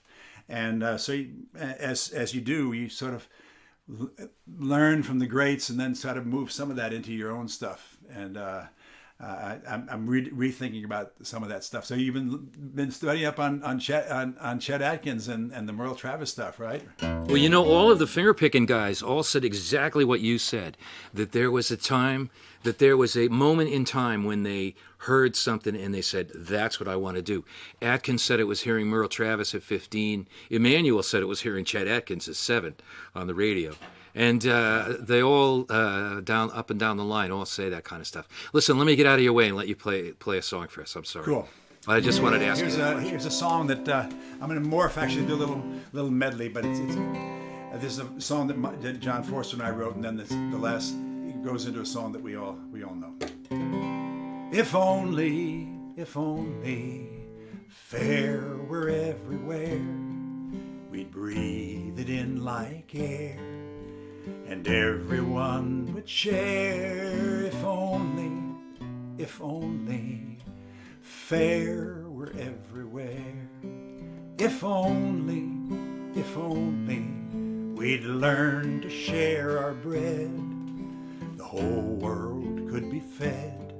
There's plenty here to spare. If only fair were everywhere. Plenty of food, not enough share. Plenty of hurt, not enough care. Plenty of you, there's plenty of me. Not enough we, no, not enough we. If only life was like a game, and the rules were just the same for maid or millionaire. If only fair were everywhere. The world is so big, we're pretty small. Hard to imagine changing it all. But let us begin, let us agree. I'll do unto you, you'll do unto me. And someday, someday, fair will be everywhere. We'll breathe it in like air, and everyone will share. Oh, someday, someday, when fair is everywhere, fair is everywhere.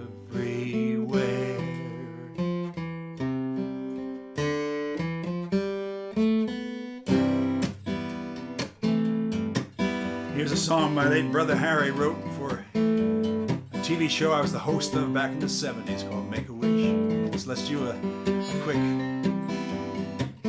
chorus of Circle. All my life's a circle, sunrise and sundown. The moon rolls through the nighttime till the daybreak comes around. All my life's a circle, but I can't tell you why. Seasons spinning round again, the years keep rolling by, the years keep rolling by, and the years keep on rolling by, bye, bye, bye, bye, bye. Thank you, Greenwich Village Folk Festival. Good night, everybody. Thanks so much.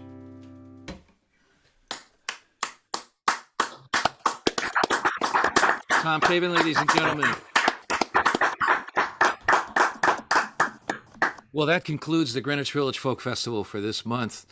Hope you folks have enjoyed it. I know I certainly have. It's been a great concert, and since the beginning of the evening, you've been hearing, starting way back at 7 o'clock, Ellis Delaney, John Kruth, Sherry Miller, Shanna in a Dress, Eric Schwartz, Debbie Smith, who's got a new CD out. Debbie, good luck. David Massengill, Megan McDonough, meganmegan.com, and Howard Levy, phenomenal harmonica player. Howard, I think I may take my harmonicas out and burn them after this show tonight. Tom Chapin and Ron Olesko and Christine have been our MCs. I want to mention a couple of things before we sign off for the evening. One is it's not too late to donate. You'll be helping all these performers. You'll be helping this organization keep going. We are a 501c3 nonprofit. And if you would like to donate to the Greenwich Village Folk Festival, you can do it at paypal.me /GVF 2020, I believe it is. A better address to use is on our Facebook page, GVFF 2021.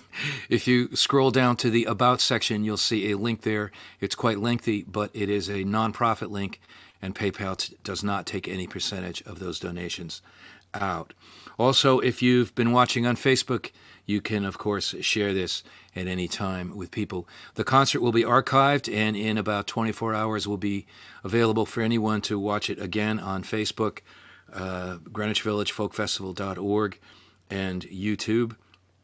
And we will be back on December 5th with another excellent concert featuring Hannah Rarity from Scotland, who has a brilliant new CD out, David Lamotte from North Carolina, Walter Parks, the quintessential guitar boogie guitarist, David Mallet from Maine, the author of Inch by Inch, Row by Row, and a million other great songs, Robert Ross, winner of numerous blues awards all over the country, Mary Flower, a phenomenal guitarist from Colorado, Vance Gilbert, Kate McDonald, who's also got a new CD coming out, I believe, Eileen Weiss, one of our longtime Greenwich Village favorite acts, and at Happy Trom, who is himself no stranger to the great art of fingerpicking.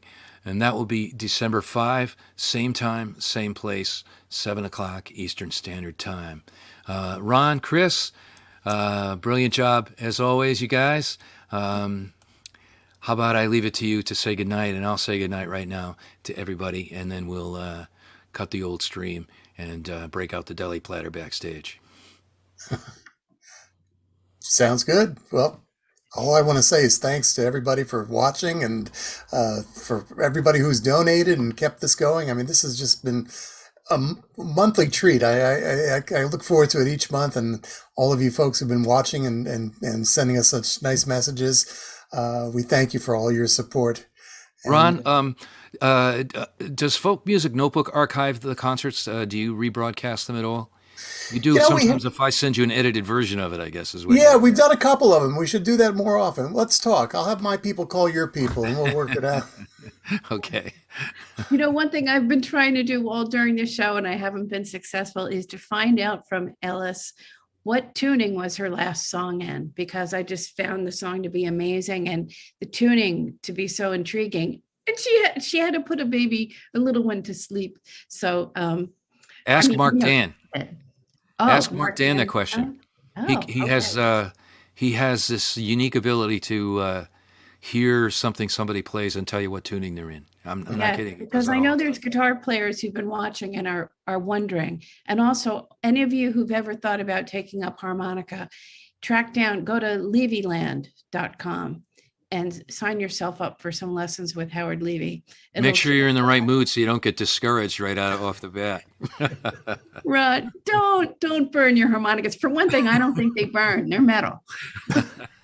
And also, I believe Debbie Smith has a boronics on YouTube lesson plan. Yes, because Debbie's lesson is so perfect because she tells you that you don't even have to invest in a boron to learn how to play it. All you need is a big book and a wooden spoon from your kitchen, and you're off to the races. So check out that video. It's how to play the boron with Debbie Smith. Megan McDonough has also asked us to mention on behalf of Tom that if you want to find out more about World Hunger Year, the organization started by Harry Chapin that Tom is, I believe, currently deeply involved in, their website is www.whyhunger.org. WHYHUNGER.org. The original name was World Hunger Year. I just wanted to say that it used to be World Hunger Year. Now it's called Why Hunger. And Why Hunger? Amazing works. Puts hungry people in touch with food and helps them towards self-reliance. Thanks. A This time tremendous of year. organization, actually. Yes, done a lot of Amazing great work. Tom, have you ever seen the Bruce Springsteen video about Harry and World Hunger Year? Yes, I was in it. Oh, no, I don't think so. Not the one I'm talking about. I'll ask you another time when there's more time. The one on from that he did on it was actually the 1987 show at Carnegie Hall where Bruce Springsteen did Remember When the Music. Yes. That one? Yes. Yes. That was they gave Harry a Congressional Gold Medal posthumously on his what would have been his 45th birthday, and Bruce everybody, number of artists were there singing songs, and Bruce did "Remember When the Music Came from Wooden Boxes Strung." It's quite beautiful, and his story about Harry is really his funny. His story was astonishing. You can find it on YouTube, guys. It's a wonderful version of the kind of Woody Guthrie version of the song, just himself solo, and then telling the story about meeting Harry and then starting to hide from Harry at the studio because Harry would talk too much. I was trying to get him to do something. He said, I used to hide from him so I could get in my studio. Tom, you were superb tonight, and you were such a class act all the way through. Your education of all the things that go into what we do is just you're just one of those rare individuals. Every time I've seen you, from 40 years ago when I first saw you, I was just really, I've always been taken by your live performances and your graciousness and so forth. You're a big hero to me. Well, that's the highest praise. Thanks so much, David. And David, likewise. David Maskell, I wanted to ask you that your last song about My Name Joe, is that restaurant still there where you used to work? No, it turned into a yarn shop, so you may want to go there. Is it on 79th Street? Joe still works there. It's at the just before the corner of 79th and Broadway. Ah, yeah, that's such an amazing song. That song is so amazing because you get deeply into it without, it's just every time I hear it, and I've heard several versions of it, I think, over the years. Well, I just recently heard Garnett's version, and it's just it blew me away. I mean, I was just totally astonished how, and he does a couple little lyric changes, which were fine with me. I'm not one of those that are going unless I don't. It does bother you, yeah. Yeah, unless it does. Right. I was really, really impressed at how just beautiful. I'm gonna look that up and see what he does. That sounds great. It's a double record. He and an Irish guy shared the record, and so they just kept it was their tour together. Nice. English or an Irish guy, and it was Archie Fisher. Archie Fisher, great album. He's Scottish.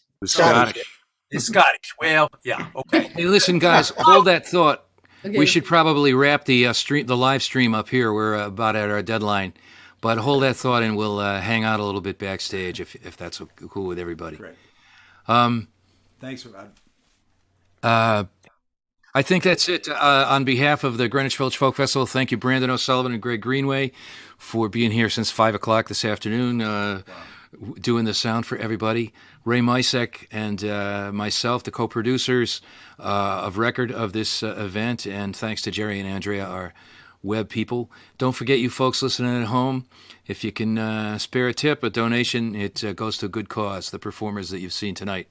And we'll see you December 5th, if all goes well, and have a wonderful month in between. Thank you so much for tuning in. Good night.